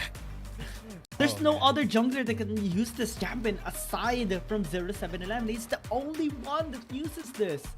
and extremely well-mannered as well. 3 games already with 100% win rate. There's no one that can contest him just yet. And the only answer for this, though, especially when you're fighting, when you're using the Evelyn, someone who could definitely take him down early game, that is what you should answer against an Evelyn. A Kha'Zix could be good against the 1v1s, but as long as you don't get the first bite from the Evelyn, you know that whoever gets caught by the Evelyn, one last caress could be the end of them. Especially in an AoE setup, right? Swain as well gonna be respected in case that Yahtzee will pick up this champion for himself. But again, Zeri's still available. EDG should ban it out. We already know that that is gonna be picked up here by J-Team, and EDG needs to respect it. Renekton could be picked up by EDG. There's a Garen still that they can pick up for themselves. But J-Team, who are they gonna prioritize though? Because this is already Dawn 128 champion. That's already 0711. They need to pick an AP champion maybe to help them out. Because if ever this Ashe is gonna go to Yahtzee, that is gonna be a different story here for the side of EDG. Because I honestly prefer a lot more if they do have something else for Pawn rather than this Ashe. The Jax as well can still go in the jungle for him. For no, for it's Yahtzee. the Evelyn. Yeah, Evelyn. Yeah, never mind. Kinda. Bronto picked up instead is really wait, vicious. that's a good change. Wow, they pick up the Kha'Zix as well. Yeah, that's a good pickup though. So them picking up the Zeri on this side for J-Team is gonna be a Yahtzee champion. Perfect. Pawn is gonna be on the other side. But on the other hand though, baiting out the Gragas onto Xiaojiang on the top side. Yeah. This is going to be a very herbivore lane for sure. They're not going to be getting any kills. Rotates are going to happen. They are good. Honestly, Gragas is a really good champion to really go weak side because he doesn't really need a lot of resources too. You have sustain and you have the cast in the body slam to just set it up for EDG. Now there's like 2 front lines ready and available for EDG to protect you and alone. And J-Team needs to really find a way to penetrate to the back line. 0711 has a way because he is invisible. But Dawn 128 for sure is gonna struggle doing that. He needs to step up in the laning phase, find a way to beat down Xiaojiang, maybe pressure for towers, because it will take some time for Yahtzee to pop off. Yeah. And for now, from what we're seeing, Evelyn getting picked up, really love to see this champion because honestly, right now in the meta, Evelyn is really not in a good spot just because of how the bruisers, the tanks are just making it better for everybody. But here in the competitive scene, because we're in a double marksman meta, it's good. Evelyn is such a good pick. And a lot of the other assassins that we have too. For example, yeah, the Kha'Zix is also a good pick here. And I'm really surprised that we're not seeing something else. Honestly, this is also a good time to see a Zed or an Akali, but because most of the mid laners would love or would rather prefer to have a J-Team already in their jungle, and 0711 could really take this easily. Yeah, this is very ambitious for J-Team. This is why we like J-Team. They're so unpredictable at times as well. Now because of that, that's gonna be an easy red buff too to their side. And that is what you want to happen when you're fighting against a Kha'Zix. When that happens now, big advantage for the Evelyn. Now, she can take this to a level 5 pretty easily. And that's what you want from an Evelyn. This is a win-win situation for them. Yeah. J-Team gonna be able to help out 0711 early into the game. And also deny some of the resources away from Shigdo 7. They're not gonna know. They're not gonna know that. Wait. I think they're gonna see it though. Yu is in the area, and now he's gonna get caught. They're trying to go in. They know that he took the buff already. Gonna stun him out with a charm. Gonna get a lot of damage. Shigdo 7 is already here. The slow is gonna come out, and Pawn is dealing a lot of damage. No more flashes, and they were able to at least help him survive. They had the push. The headbutt's gonna come in. DY won't be able to really rest, and he's gonna die to the first blood. He used a flash earlier to try and land a first skill onto you, but with you flashing away, was able to dodge it, and now first blood secured by EDG. Perfect actually to jumpstart this game. Yeah, there were some camps that 0711 took there away from Shigdo 7, but he got a kill. Don 128 might be dead here. They have the slow. Body slam is at the ready. That's gonna be the stun. Don 128 gonna buy some time. Here comes the Evelyn. Gonna be helping him out. He's gonna be slowed down, but no, the barrel wasn't able to hit. And now 0711 wants to go for revenge. No, it's not enough damage yet. This is not a time for an Evelyn to fight still. At least J-Team were able to deny that kill from EDG. That is just perfect. If Shengdao 7 were able to get that kill, then the whole plan of J-Team and denying resources away from him would be nullified and rendered useless as well. Still, EDG possesses 500 gold lead as J-Team looks to scale up first in this early game. It would take some time. They have the Jack, the Evelyn takes some time as well to scale up. Ashe as well is gonna be just a poking champion early into the game, and surely this Zeri of Yetzi is gonna take 2-3 items in order to deal damage. So this is actually a time for EDG to make some plays, since they do have the Gragas, they do have the Alistar, they have the Kha'Zix as well to get that kill threat. They need to be looking for picks. And go for pickoffs. That's gonna be way better for the team right here. From what we're seeing, I can really see that J-Team would really have a good chance here in the late game just because of the amount of damage that they have. And EDG would have no choice but to engage against them. This is a very reactive composition from J-Team. And honestly, that's the best answer against a very good engage composition like what EDG has right now. J-Team just trying to play it safe. Yeah, pulverize this. Great timing again. Alone is going to be dead bot lane, but they would have an answer on the top side. Don 128 is going to be the next one. And that's a good answer back, a 1-for-1. Or better, yeah, a 1-for-1. Perfect gold funneling as well to Shengdao 7. That is the way to go in the early game. Give the kills, inject them more gold here for the Kha'Zix so that he can contest 0711 later on. Yeah. Damage from DY. He's able to get one more, but the Unbreakable Will stops a bit of that damage. That's perfect. Now 0711 at least gets one kill a while ago. That's a good thing here, giving both of these junglers. These junglers are very hungry for resources, so they need every kill that they can get. Let's check that replay one more time. It was because of an arrow that came from Pan, from mid lane, that allowed Yetzi and 0711 to just get a free kill onto Alone. Unfortunate for them. That is the downside when you're using a Jhin, right? You lack mobility, and if you get caught off guard, they can just easily take you down. Yeah. Now from what we're seeing for EDG, slowly putting most of their vision towards the top side of the map. On the other hand, Evelyn has a lot of vision on the bot side of the map, so they have different priorities here on both sides. Let's see how EDG will try to get a couple of kills more, since they still have, you know, the kill advantage. In terms of gold, J-Team is actually able to get more resources across the map, especially with the industrial interaction.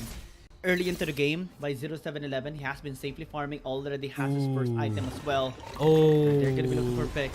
Yeah, Don 128 not in a really great position though. Has a counter strike, might be able to get more damage against Shengdao 7. Still have the explosive gas, but the damage coming from Don 128 is getting a bit scary though. Flashes away, but Xiao Zhang finishes the skill up. And this is good. At least another kill for Shengdao, but that is a bit too late because that Rift Herald could be taken still by 0711.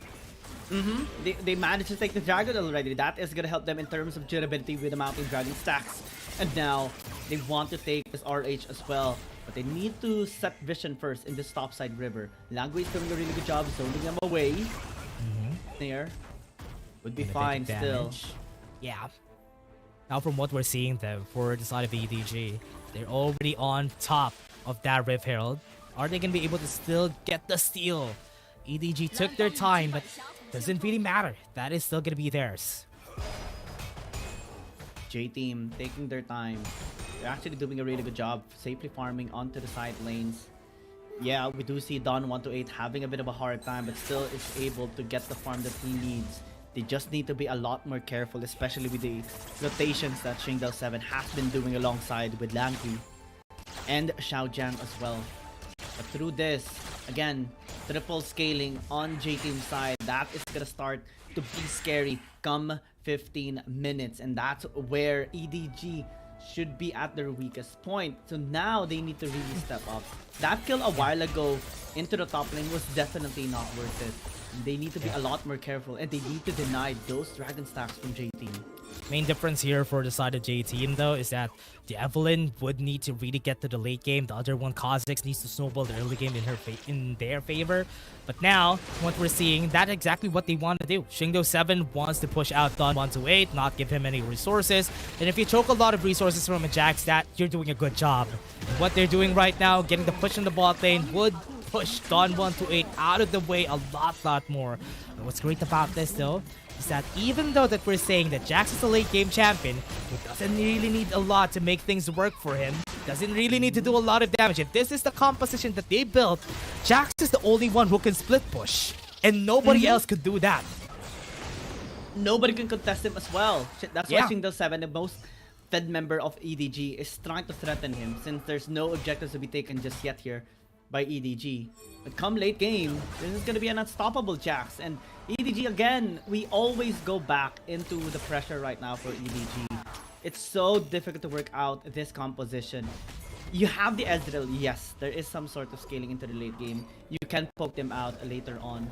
It is going to be very difficult to close in the distance because of the slows that the Ezreal provides here for EDG. But the composition of J team is still more a stronger come late game since they have the gap close. Still, they have ways to sneak through your back line, and they have the split push threat. EDG has a one-dimensional lineup right now, and they need to make it work fast. To make it work right now, because if not, we might be taken down easily. Oh no, that Rift Scuttler just got stolen in 0711 box in shame just because of that. In shame. Yeah, and now with that, looking at the top side of the map, looking at where we are already, EDG was able to get one tower a while ago on the bot side, but it's slowly looking like Yetzi would just take down this tower easily, and that equalizes it, even if they got the referral a while ago. Muramana into the Immortal Shield bow. This is already 2 items for the Zeri. And again, we talked about 2 to 3 items on Yetzi. This is going to be close to the time that J team will be starting to engage onto EDG. 40 seconds before the second dragon spawns up, J team is already a little bit online due to the fact that EDG wasn't really threatening them at all just before this second dragon. So now this is an opportunity for J team to strive. EDG this time around will be on the back end. Even though we're seeing a lot of damage from an Ezreal and people have been loving picking up the Ezreal, Ezreal is a really good mid-game champion, but the later the game goes, it's way harder to just poke out these guys from G, especially that they have a Braum too. It might be a harder job moving forward, so they would really need to contest this second objective because this is their strongest. This is the point in where EDG is the strongest, and J team aren't really on that spot just yet. Maybe after Yetzi gets his third item, but right now it's still not it. So they would want to go for this. EDG needs to be a bit more aggressive on this fight. Edge of Night has been cancelled out here on BO7. Needs to wait patiently, but 0711 again. Oh no, there's a ward though. It's gonna be hard. Might be able to flash in, would be able to get the damage. Last Caress is out already. Alone isn't being able to get killed. And 0711 just got punished because of it. Unbreakable Will is on the hands of Langui. 2 kills already on the side of J team, but that's gonna be good. Look at the forward coming in from Yetzi. He's gonna be doing a lot of damage because of this area. The chain lightnings are hitting everybody. And that's gonna be one more with Ultra Shock Laser. Not able to hit, but 2 junglers are down. Objectives are still up. DY taking more than he's supposed to be. Ultra Shock Laser and Chao Jang. 1 more damage. Flash in. And then that's with the enchanted Crystal Arrow. J team takes 2 more kills in the bag. It started off really well for ADG, but J team through Yetzi, Pan, and DY were able to take down EDG in the longer one. And that's just the benefit here of J team on their composition. Again, the slows are really troubling. If you give them an inch, they will take a mile. And EDG, they have given them an opportunity to strive. Second dragon stack right now for J team. Again, cooldown through the Ice Dragon. This is gonna be an opportunity through the Enchanted Crystal Arrow that actually was very helpful come the last part of that fight. It's also the tool that they utilized early into the fight. But it was unfortunate that 0711. That's why the last arrest, I was thinking that could have been enough HP for him to get the kill there, but it's a good thing they still were able to follow it through with an Ultra Shock Laser, making it equal. And as long as the fight is equal and you still have both of your damage dealers, J-Team could really just easily win those types of fights. Actually, Langway wanted to engage, but I believe he didn't have mana to cast the headbutt. Or it wasn't in range. That's why he only casted the Pulverize, and that became the opportunity for J-Team to push even more. Unfortunately, and imagine, EDG. Pan casted 2 enchanted crystal arrows during that fight. That is how fast the cooldown is of that enchanted crystal arrow now, because he got away with it. They got the nice dragon. That is just so much for them. Unbreakable with the gargoyle, and Shan is not gonna die. Not the best target. J-Team will have an opportunity once again, but they do not have their support. Oh, 0-7-11. They need to back away. Oh, I like this camera. Now they're going to be seeing it. The last caress, no more exhaust. He's going to be able to get the kill. Glacial Fisher knocks up 1. Langby's going to be dead. J-Team is just going to follow through. 0-7-11 in front. Is dealing so much damage. Pawn is not in a great position, though. He got killed with a collector, but right now, in the back line, though, Don Mato is going to be here alone. He's going to be dead. The damage from 0-7-11, 1 million hit, and he's going to be dead, but 8 for the side of J-Team. And now maybe they can either take the second turret in the mid lane or go for the Baron. They're gonna go for the Baron. 7,000 gold lead. This is gonna balloon even more. EDG, we see them struggling. This is because of the lack of aggressiveness in the early game. In J-Team, they're at their prime time to just take this. This is too late for a teleport. Chengdo7 just wasted that enchant. But he's gonna try to get a kill. That's a bit of a rage right there. They still have the ultimate. Not gonna be seeing him, and he is just gonna run away. Crystal arrow. Per bullet. That's a runaway crystal arrow, everybody. Don't get hit. Don't get hit. If you do, you're dead. J-Team right now. 8,000 goldie. Let's check that one out as well. Because 0-7-11 had a genius plan. Penetrating the backline. Pan right in front of everybody casted that enchanted crystal arrow and was very helpful. That Glacial Fisher as well just prevented anyone from disengaging. We got punished. I was about to say. A little bit. But Don was there. Still, it's a good thing they were able to finish it off in the end. And right now with EDG losing a lot of that space and on a composition in where we say that should be strong in the early game, losing the early game is not the best thing to happen. Look at the scoreboards, everybody. Look at the kills. That's 7-11. And that is... that is not convenient for the EDG. That's not good. That's not good. Oh man, that's funny. But now they're gonna go in. Oh, now it's not 7-11 anymore. That's 7-12, everybody. And that's a good kill with the last caress coming in from 0-7-11. And what they need to do is just to finish this off. They're taking down towers one by one. Yetzi has a lot of damage. They have the arrow on the back line. QSS has been used already. And Yetzi's going to be taking down this mid lane turret. Top side is going to be the next target for J-Team. 0-7-11 is in a healthy state. They can't even get close. Charm's going to hit. And that is going to be it. Nexus shields are going to happen. It's going to be in front of everybody. Don 1-8. Granted, super low. He was able to get the barrier in, but here comes the collector. He's going to be dead, and they need to back away because EDG is in prime position to retaliate. 3 inhibitor towers, though, and 11,000 gold lead right now for J-Team. They can just patiently wait for this third dragon, but the EDG, they're sprinting their way. They want to deny it from them. Because if they give them this is just the gift of the game itself. Chengdo7 starting it off. J-Team sprinting their way. There's an arrow. Yeah. Here it comes. EDG already taking it, but here they come. They got the steal. Chengdo7 got it. And they are still in a good spot. At least they got a kill right there, but looking at Yetzi, very has a lot of damage, so that Seri got the slow on alone. One more Winter's Bite could be the end of it, but they still have the enchant, and they are onto the back line. They might be here. Here comes the ultimate. They got slowed down. Here comes the counter strike onto Don 1-8. They got the kill, and they are now gonna go and get more right here. J-Team is finishing the game. They don't need the kills, rather, and they would want to finish it as fast as possible because they want to get the match point. Pawn gets the kill onto the back lines, and they are gonna go for the 1v1 alone, being the defender of this base. He's trying his best, but here comes the stun with the enchanted crystal arrow. They got the kill in the end, and they ended it. And J-Team takes this on 3-1. Man, J-Team looking so solid right now in this game, in this series. Match point already. And they're one step away from denying EDG their revenge victory. I mean, they wanted this match as well. They want to take on J-Team and redeem themselves from the last time that they have met. But so far, it's looking like the same result coming in from J-Team, especially with their performance in this game. We haven't seen the usual aggressive playstyle that what we normally see on EDG. Early game, there weren't that much picks to actually enable Qingdao 7. And that that allowed J-Team to get their items. 2-3 items is again the way to go. They got it at 10 minutes and they were able to just snowball from there. Honestly, I won't really fault their composition though. Their composition was good. They wanted to get their early game. EDG just wasn't able to do that.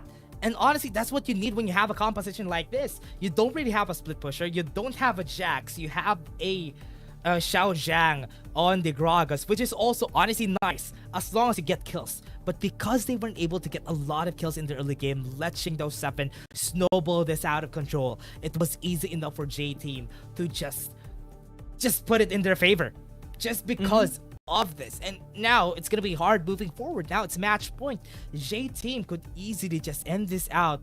And so far, both drafts have been really hard for both teams because every time they pick different champions. Maybe EDG can still remain on blue side come next game. But instead of banning something like Jace, maybe they can let it open or the Camille and then pick up the Jax for themselves but deny the Evelyn. Because 0711 is just so good. That is the upside actually that J-Team has. They're the only team that wants the Evelyn. That's why it's so difficult to ban them out. Honestly, during a lot of ranked games though, people have been doubting the Evelyn picks just because of the fact that people have been still picking up a lot of bruisers in rank queues, right? So that is not really the place for Evelyn to be in. But on a composition like this, on the meta in where there's double marksmen, assassins are way more valued because you can easily take down one key target and that could easily snowball in your favor. I wish that in the future, at least Don 128 picks up an Akali or picks up a Zed on the mid lane for the side of J-Team, or maybe even on the side of EDG, because honestly, that could be their answer here. If EDG wants to come back, more of the assassins, play around, ban the Evelyn maybe, so that 0711 can't use it, still possible for EDG. They really need to respect the Evelyn. 4 games now, still undisputed, undefeated for 0711. It is going to be a lot harder for EDG to actually turn the tides around here in this series with that champion being ready and available for 0711. Match point already. EDG still needs to win 2 games in a row just to push this to game 7. That is so challenging because J-Team is so good at closing out games. Yeah, and so far, from what we're seeing from them, I really do love that EDG would still have the chance here. 3-1, this is where it started yesterday. 3-1 is when Nova Esports was able to come back against KBG. Yep. And it could still be possible that they could win against J-Team here. EDG still has a lot of chances. They were one of the best teams that we had during the start of the regular season. But before that, MVP first for J-Team. Pawn is here again, taking another MVP in the bag. He's just gonna count all those MVPs slowly but surely. Maybe in the future, it's not gonna be cannot be counted by our hands anymore because he already has 8 MVP counts. This guy is just so good. But now, what we need to do or need to see is that EDG adapt from this. They need to really get something out of the picks that are left open. There are a lot of picks that are left open that nobody has been picking up, and they could even surprise J-Team. But at this point, I'm not sure if they can surprise J-Team still, because we're all surprised by that Evelyn pick. Again, everybody, we're just gonna be taking a short break. We still have another game for you, or more, if ever we are gonna go for a comeback route for the side of EDG. We're just gonna be taking a short break. See you guys in just a bit. After 2 months of intense competition, the WRL A1 regular stage concluded splendidly, with 8 teams from WRL CN and 4 teams from WRL APAC emerging as the standout performance among the rest. KBG secured the top position in WRLCN with an impressive winner stick, closely followed by JT. In WRL APAC, Seoul KTRY showcased remarkable dominance, while Bariram BRU also displayed commendable performance. For those summoners who crave more action, the playoffs will commence on June 21st, where the 12 victorious teams will continue battling for the prestigious title of WRL A1 champion. The playoffs in both WRLCN and WRL APAC will follow a BO7 double elimination tournament, allowing only 2 teams from each conference to progress to the finals.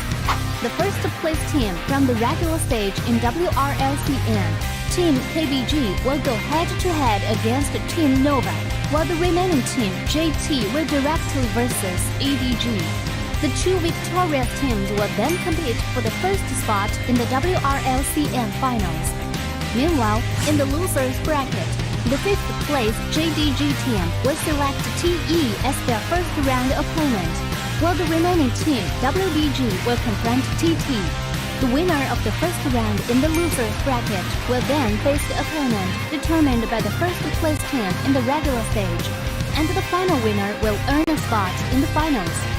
Additionally, the 4 teams from WRL APAC that advances to the playoffs will also engage in the double elimination tournament, where 2 winners will be chosen to proceed to the finals. The finals will unfold over 3 thrilling days, promising an unmatched level of excitement. On the first day, the 4 teams will engage in a BO1 single round robin, and the team that finishes with the top rank will secure the first ticket to the grand finals. The remaining 3 teams will then face off in a single elimination bracket on the second day, vying for the chance to compete against the top-ranked team. Finally, on the third day, the 2 winning teams will enter a gripping BO7 Ultimate Showdown to determine the ultimate WRL A1 champion. With all 12 teams fully prepared, the question remains, who will emerge victorious and claim the coveted championship glory after enduring such intense competition? Get ready for a wild ride. Let's eagerly anticipate the thrilling spectacle together. Dear Summoners, welcome to the Wild Rift League Asia 1! With the new season comes a fresh upgrade to our Spectre UI, designed to provide everyone with a better viewing experience. First thing is about the original UI information at the top bar. We make it into a functioning ring design in the upper left corner. The ring not only includes basic information such as team names, match duration, kills, towers, but also displays the gold difference through the red and blue rings. What is a great game without the competition for map resources? When a team takes down the elemental dragons and gets the buffs, the stunning special effects not only make the acquisition of resources more ceremonious, but the elemental dragon's specific color-coded buff energy blocks will also be intuitively embedded in the corresponding red and blue sides. Whether a team speeds up the match tempo by getting Rift Herald, expanding their lead by killing Bear on Nashor, or stealing the Elder Drake for the final victory, the countdown.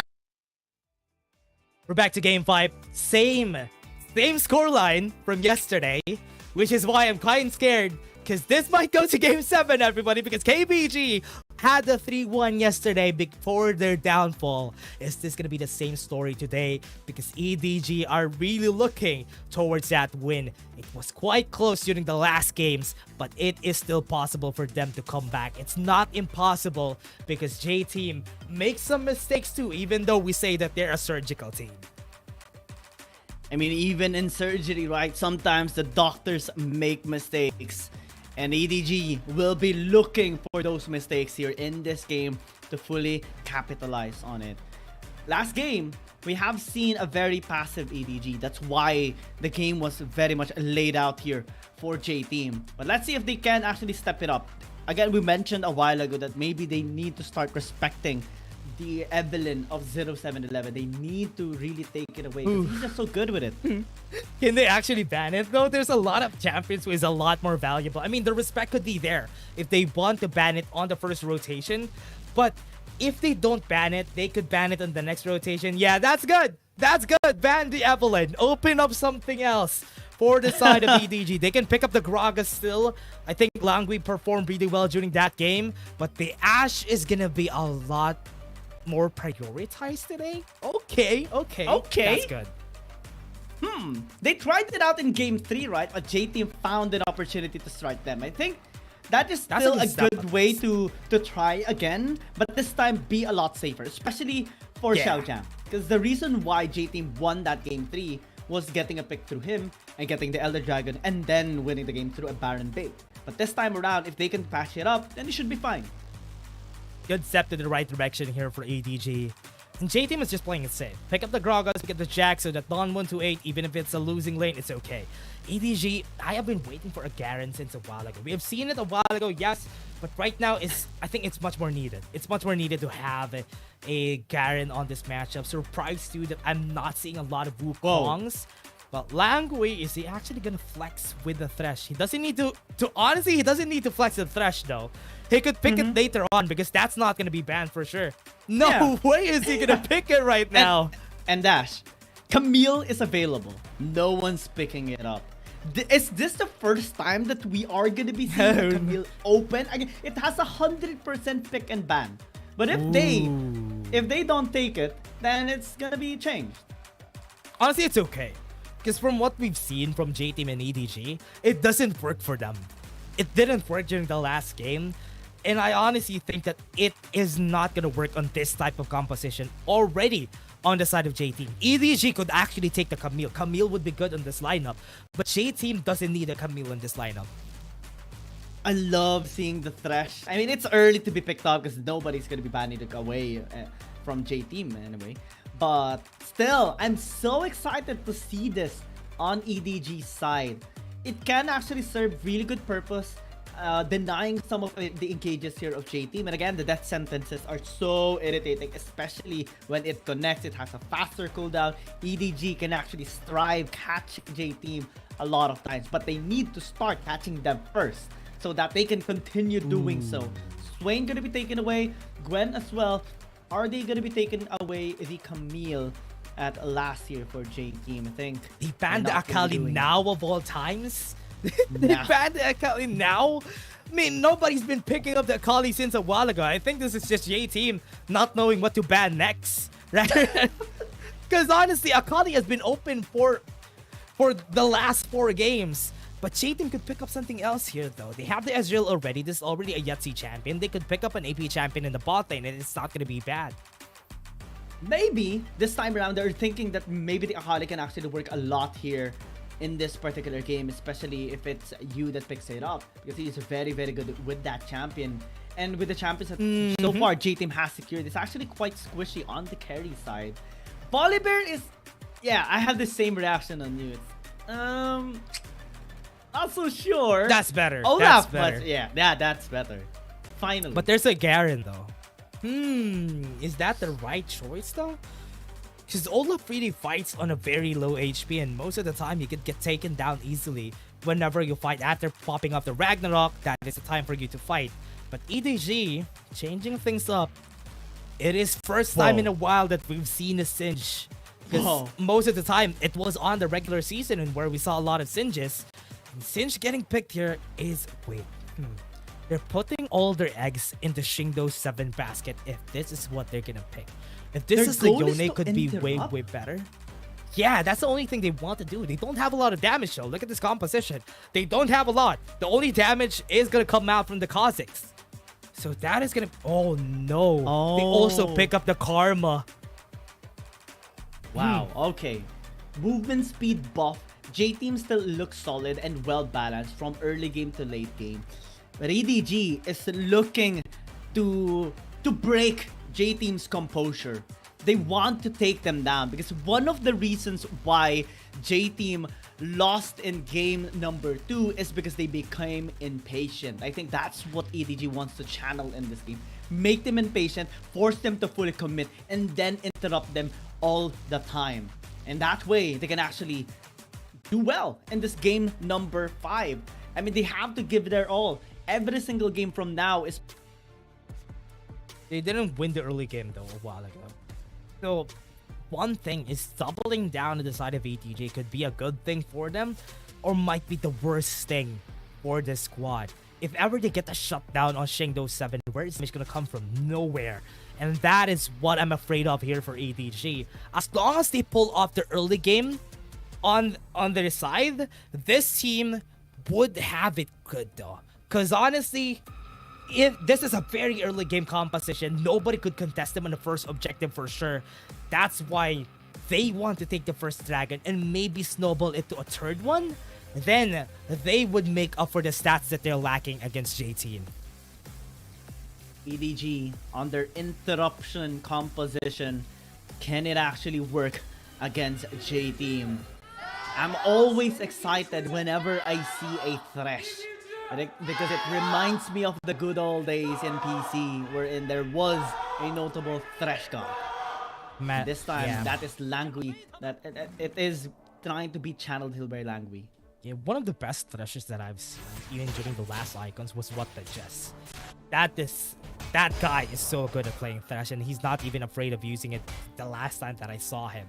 But now in the hands of Langui, it's gonna be the same. We've seen this guy play a really neat Alistar, and I'm not gonna be surprised if he's gonna be hitting hooks left and right. Yetzi landing the pokes. And alone, and Langui actually taking too much damage from just the initial interaction at level 1. Not actually a good sign, and they need to be a lot more careful. They have the Ashe to work around. They have the Thresh as well to cancel some of the engages here. But they need to be a lot more careful, especially on those Mystic shots. Yeah, I honestly love this switch up that we're seeing from J-Team. Ooh, Demon Shade. I like that. I like what it's called. Yeah, but I love what I'm seeing from J-Team. The way that they rotate around the map, they know what matchups are gonna win. That's why they went for the bot lane, put the Ezreal there, so at least they would have damage, a poke damage against both of these two. It's not gonna be a problem. And now, it's looking like this early game composition from EDG would need to rotate around if they want to win. What the composition is good against is long drag on fights, so that's what EDG wants to go for. But as long as J-Team doesn't let them get any early game kills, it's gonna be good for them. Because late game is so good here for J-Team, right? They can accelerate the Olaf, they can accelerate the Jax, and it's so difficult to catch yet. Ooh, that's a good catch though. I can predict what happened here. Somebody got hooked, and that's Yetzi. Somebody got slowed as well, and it's Yetzi too. Oh man, that's gonna be bad. DY, look at that, 13:1. Honestly, a 100% win rate is honestly a ideal. That's an ideal at this point, and 13:1 is just still a good record. Oh, flashing from down 1-8. Here comes the fray. Here comes the undertow, and that is 0711 catching him in the undertow. That is so clean from J-Team. There was no counterplay from Xiao Jam because he already used his flash as well. And it got caught with his gonna do though? Damage. He can't do anything. He can't fling the Olaf. Yeah.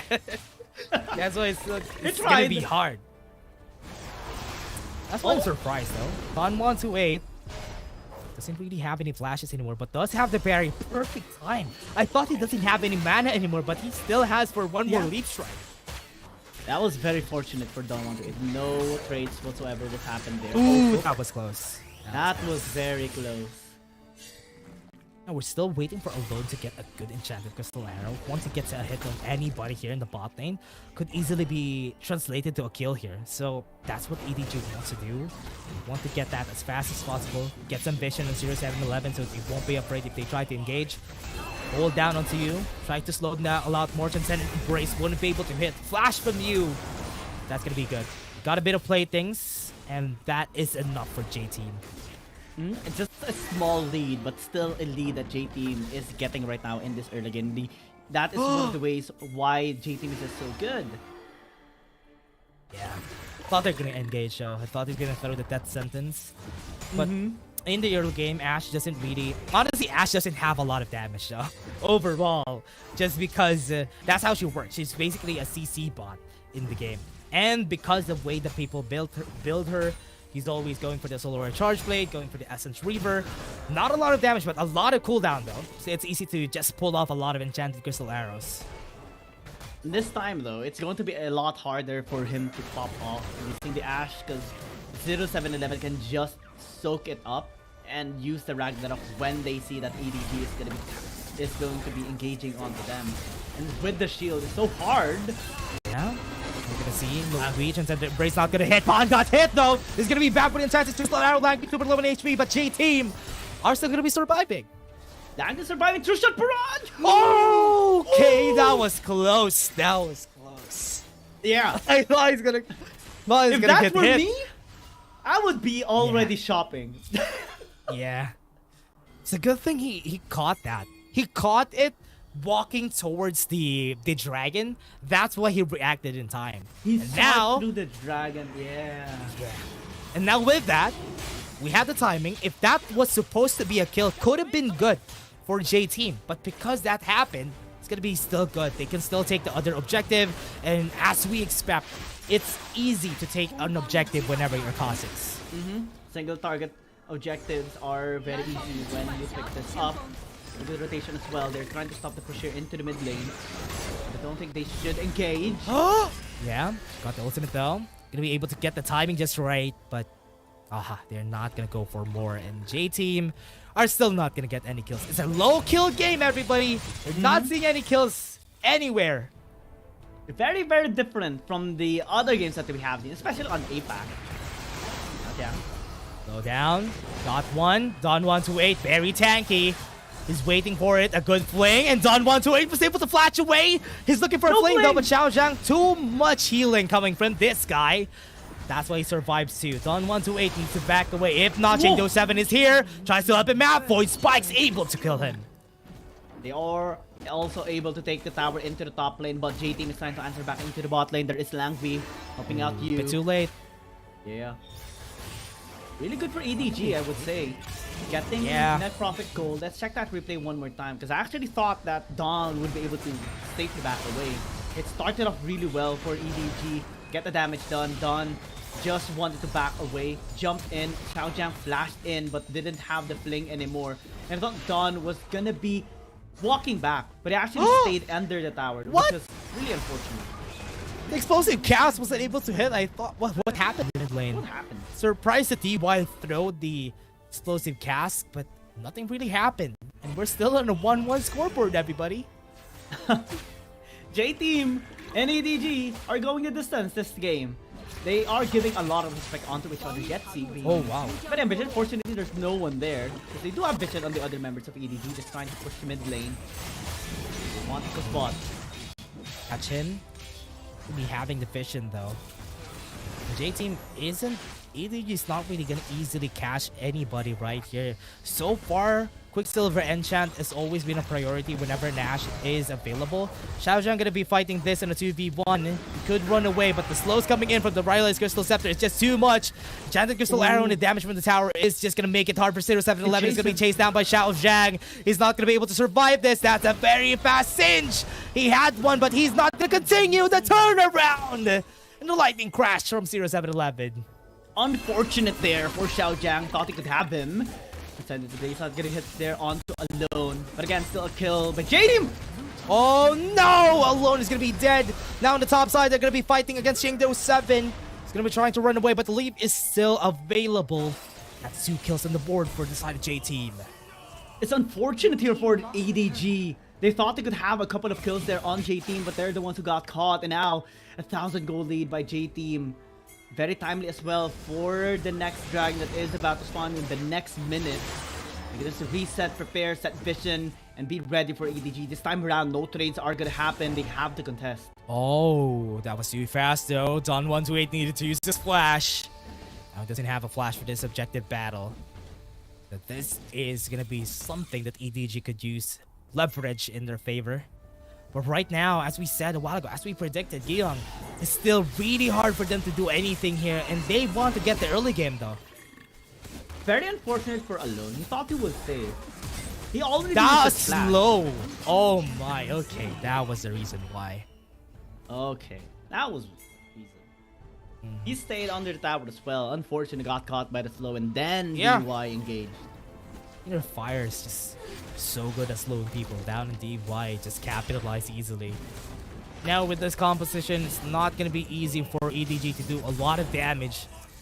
But the longer the game goes, the better it is for J Team. Because remember, even if they have one here, Essence Shift is available. They got one throw. It's not enough for them to win the fight. BO7 was here a bit too late.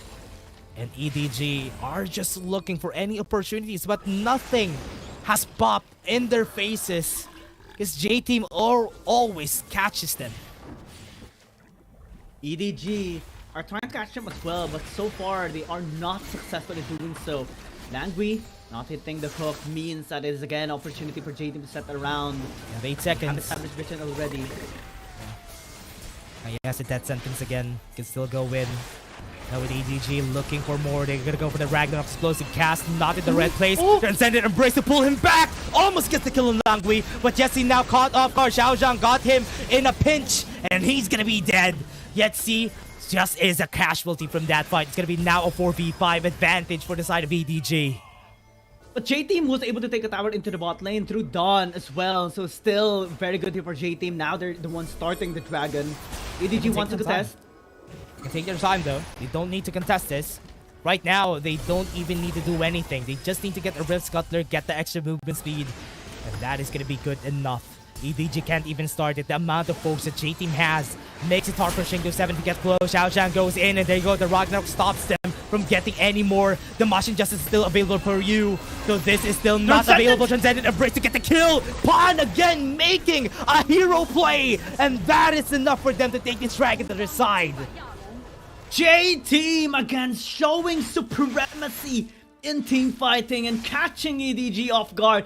EDG thought that they were the ones catching them, but they're the ones in the trap. Transcendent Embrace for Pan and blew them up as well. Now second Dragon, Infernal and Mountain. Man, this is just everything now for J-Team. Let's check that one more time because that is just perfect. Xiaozhang thought that he could actually catch DY. He wanted to catch DY. But again, Ragnarok is just there. And the Transcendent Embrace, man. 2-man and immediately they blow up. BO7 is gonna be dead again. Undertow, not gonna hit. Almost got it. Now 20 seconds on the clock. They can't even go for the Baron. They're not starting just yet. I really want to see EDG finding ways here. So far, J-Team has been on top of them every time. They're giving them a hard time.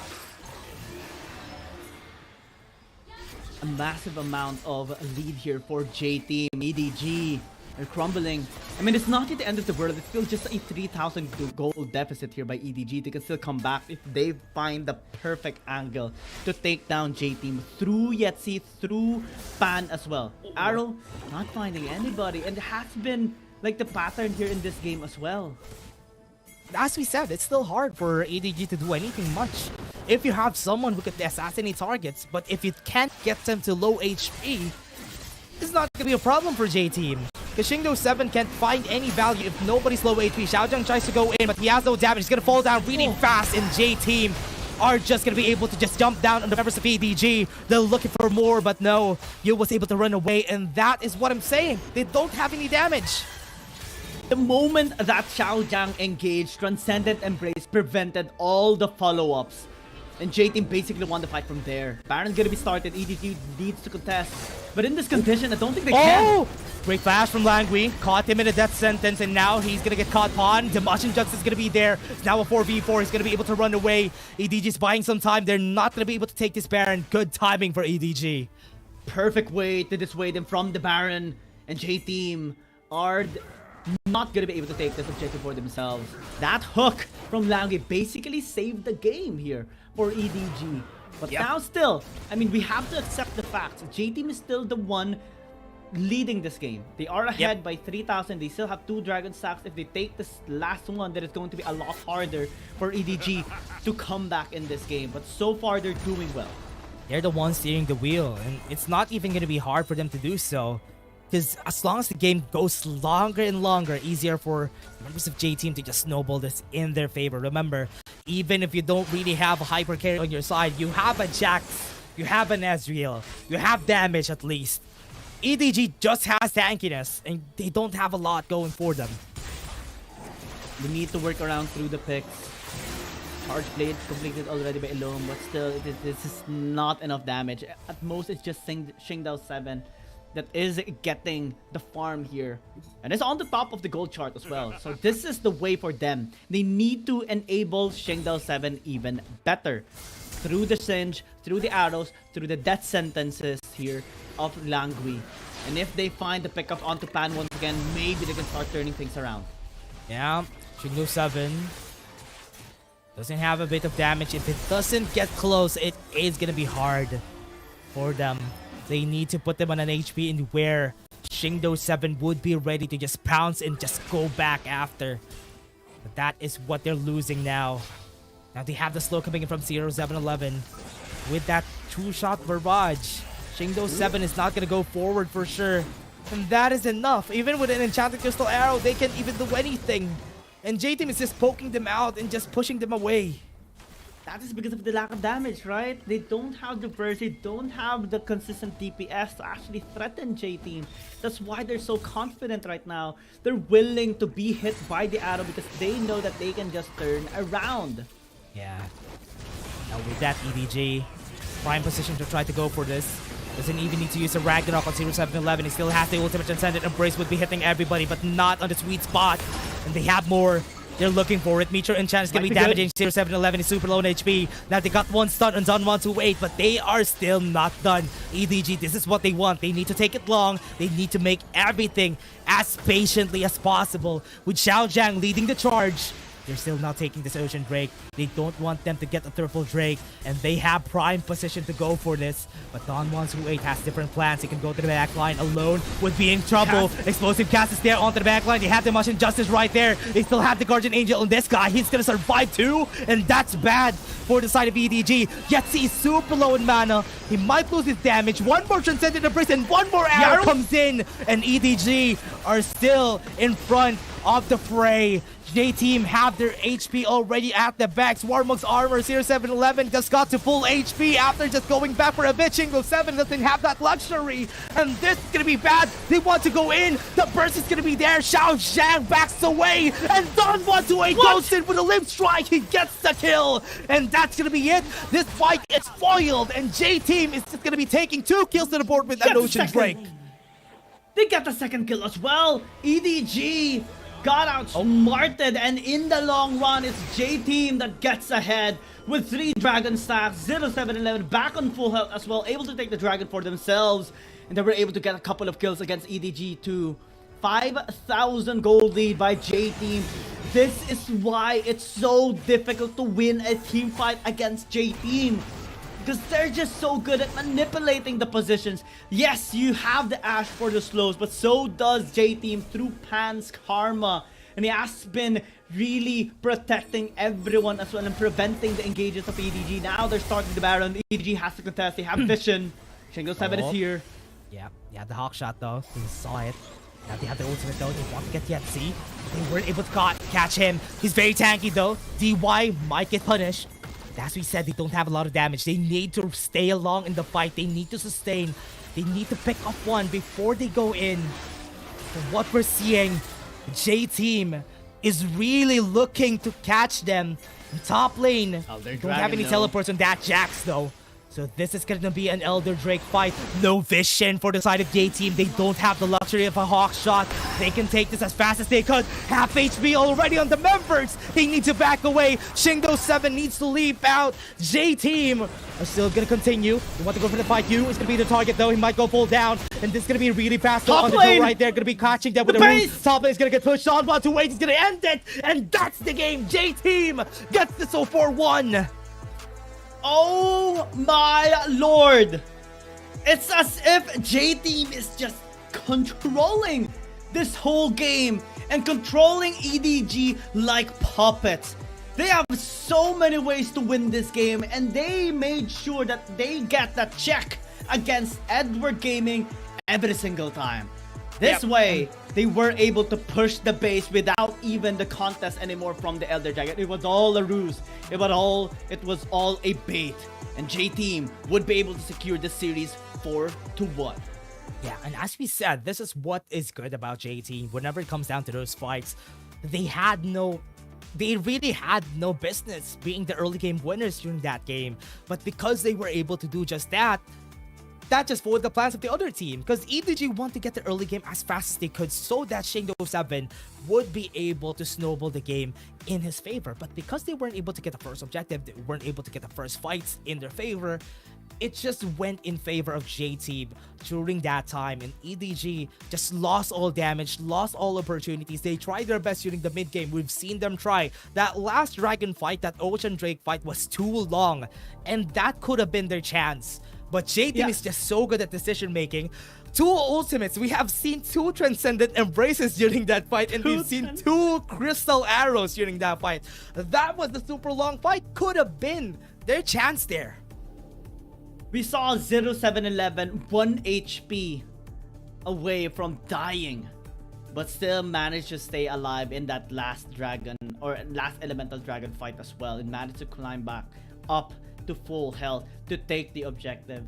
And then they had again another plan through Dawn 128, and they recognized, yeah, EDG would be grouping up. The weakness of this comp is being alone, and since they have the Jax, they can just push top lane, and that is something that we did not expect, because the pattern has been J-Team grouping up as well. That's why they were shocked suddenly with a split push in the top lane, and they had no way to go back into the base because the rest of the team, the rest of the members of J-Team were preventing them from recalling. Not even a problem for them though. The thing that surprised me the most is that they didn't even bother with the Jet, or rather the Garen, against the Olaf. Most of the time, whenever there's a Garen, Olaf finds himself in awkward positions most of the time. But because the confidence, and also because they got the early game, it wasn't a problem. One Guardian Angel, it was enough to actually counteract that Dimash injustice that they had during that time. But again, it was just J-Team. 2 different teams, 2 almost the same scoreline as yesterday. KBG versus Nova got also a 3-1, but 2 different results though. We got a 4-1 today. Yesterday, we got a 3-4, which is different results. And also the top seed being put in the lower brackets is a different story there. So now with that, with what happened today, we're going to be seeing EDG down there in the lower brackets against a team that nobody wants to face. And that's Thunder Talk, everybody. Thunder Talk is such a good team, and I'm scared for whoever's going to face Thunder Talk. I'm scared for EDG. Yeah, we have seen them evolve a lot, especially over the past few days of the regular season. And in this game, they managed to really fight back against J-Team. Every single game was actually so close. Even if we see this 4-1 result, like every single game was very, very close, and EDG were giving J-Team a hard time. But against Thunder Talk, that is going to be a tougher challenge for them for sure. They really need to step up. Ooh, wait, Don 128 got that? Okay. Okay. I'm surprised that he was the one who got that. He didn't really had a lot of damage during that game, but because he was the one who took down the Nexus, okay, I'll take that. I'll take that. Okay. We'll give the credit to him. Because we were seeing more action through 0711. We were seeing more damage on the side of Yetzi and Pan. Crowd control as well on them. But the game ending push was to him as well. Just every single member of J-Team really has their own specialty, and their synergy is also pure. That's why they're just so good as a team right now, and remaining still on this upper bracket. And remember, the team one of the teams who defeated EDG during their slump period was this guys. Thunder Talk Gaming defeated them on a 2-1. So I don't know, guys, but it might be a hard fight for EDG down there in the lower brackets. KBG is also gonna meet them if ever they get out of Thunder Talk's clutches. They're gonna be fighting against whoever wins against KBG and JDG, and those teams are also hard to fight against, especially if you're gonna be fighting against KBG. KBG is out for revenge because they chose Nova Esports to fight against, and they lost against them. Oh man, this is gonna be a tough time for our lower bracket teams. Eventually, someone is gonna meet against Thunder Talk. Someone is gonna be. I'm even nervous a little bit here for KBG at this point, because it's Thunder Talk, the team that is just rising up heavily right now and looking at their best form. They recently defeated Weibo Gaming in a 4-0 dominating series, and every game was so one-sided as well. I honestly think the Thunder Talk has a chance to go for the finals, though. Even if they're going to be fighting against KBG, it's still possible for this team to definitely win. The time that KBG fought against them was when Soil wasn't in the mix yet. And because of their play yesterday, I think there's a big chance, because they are just so clean, especially their fight against WBG. They got WBG on a 4-0, and you don't do that easily. Now, this is going to be the first match that we're going to be having next week. A lot of lower bracket matches are going to be scheduled next week. So guys, you should be here. You're going to be seeing some teams get taken off of the competition. And we're going to go first with JDG versus KBG. Oh man, JDG versus KBG. Two really strong teams in the CN Conference going to be battling. Kippers Gaming surely is going to be trying to redeem themselves. That was a tough time for them against Nova Esports, and Nova Esports definitely was prepared for them in that previous match yesterday. But J-Team surely is going to be preparing it as well. My final thoughts here would be congratulations, of course, here for J-Team. They're still remaining so strong in this tournament. I can't wait to see them eventually meet against Nova Esports. Yeah, I want to see that fight though. Nova Esports versus J-Team. If we're going to be seeing a battle of different playstyles, of different gameplays, I think this is one of those. This is one of the best that we're going to see. I also want to see, if ever, that we're going to be a different qualification for the finals, but it's a bit later maybe that we're going to be seeing J-Team versus KBG. Because KBG is now at the lower brackets, there's a lower chance that they're going to meet unless J-Team loses against Nova Esports on their battle. But again, everybody, that was just our day. It's a bit shorter than yesterday. We wanted it to go for a Game 7, but J-Team is just super strong today. Again, everybody, thank you very much for watching. We still have more before we go to the semifinals and finals. Next week would be our last time that we're going to be in the playoffs, and after that is going to be the semifinals and the finals. Right now, let's just take a rest. Let's get our weekends off, everybody. We're going to say bye right now. We're your shoutcasters for today. My name is Dash, and I was here with Giyong. See you guys next week for more Wild Rift.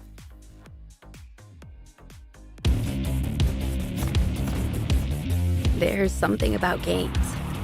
What you doing there gives you real chills.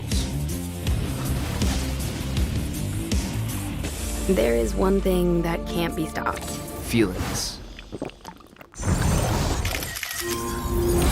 And if you can feel it, it must be real, right?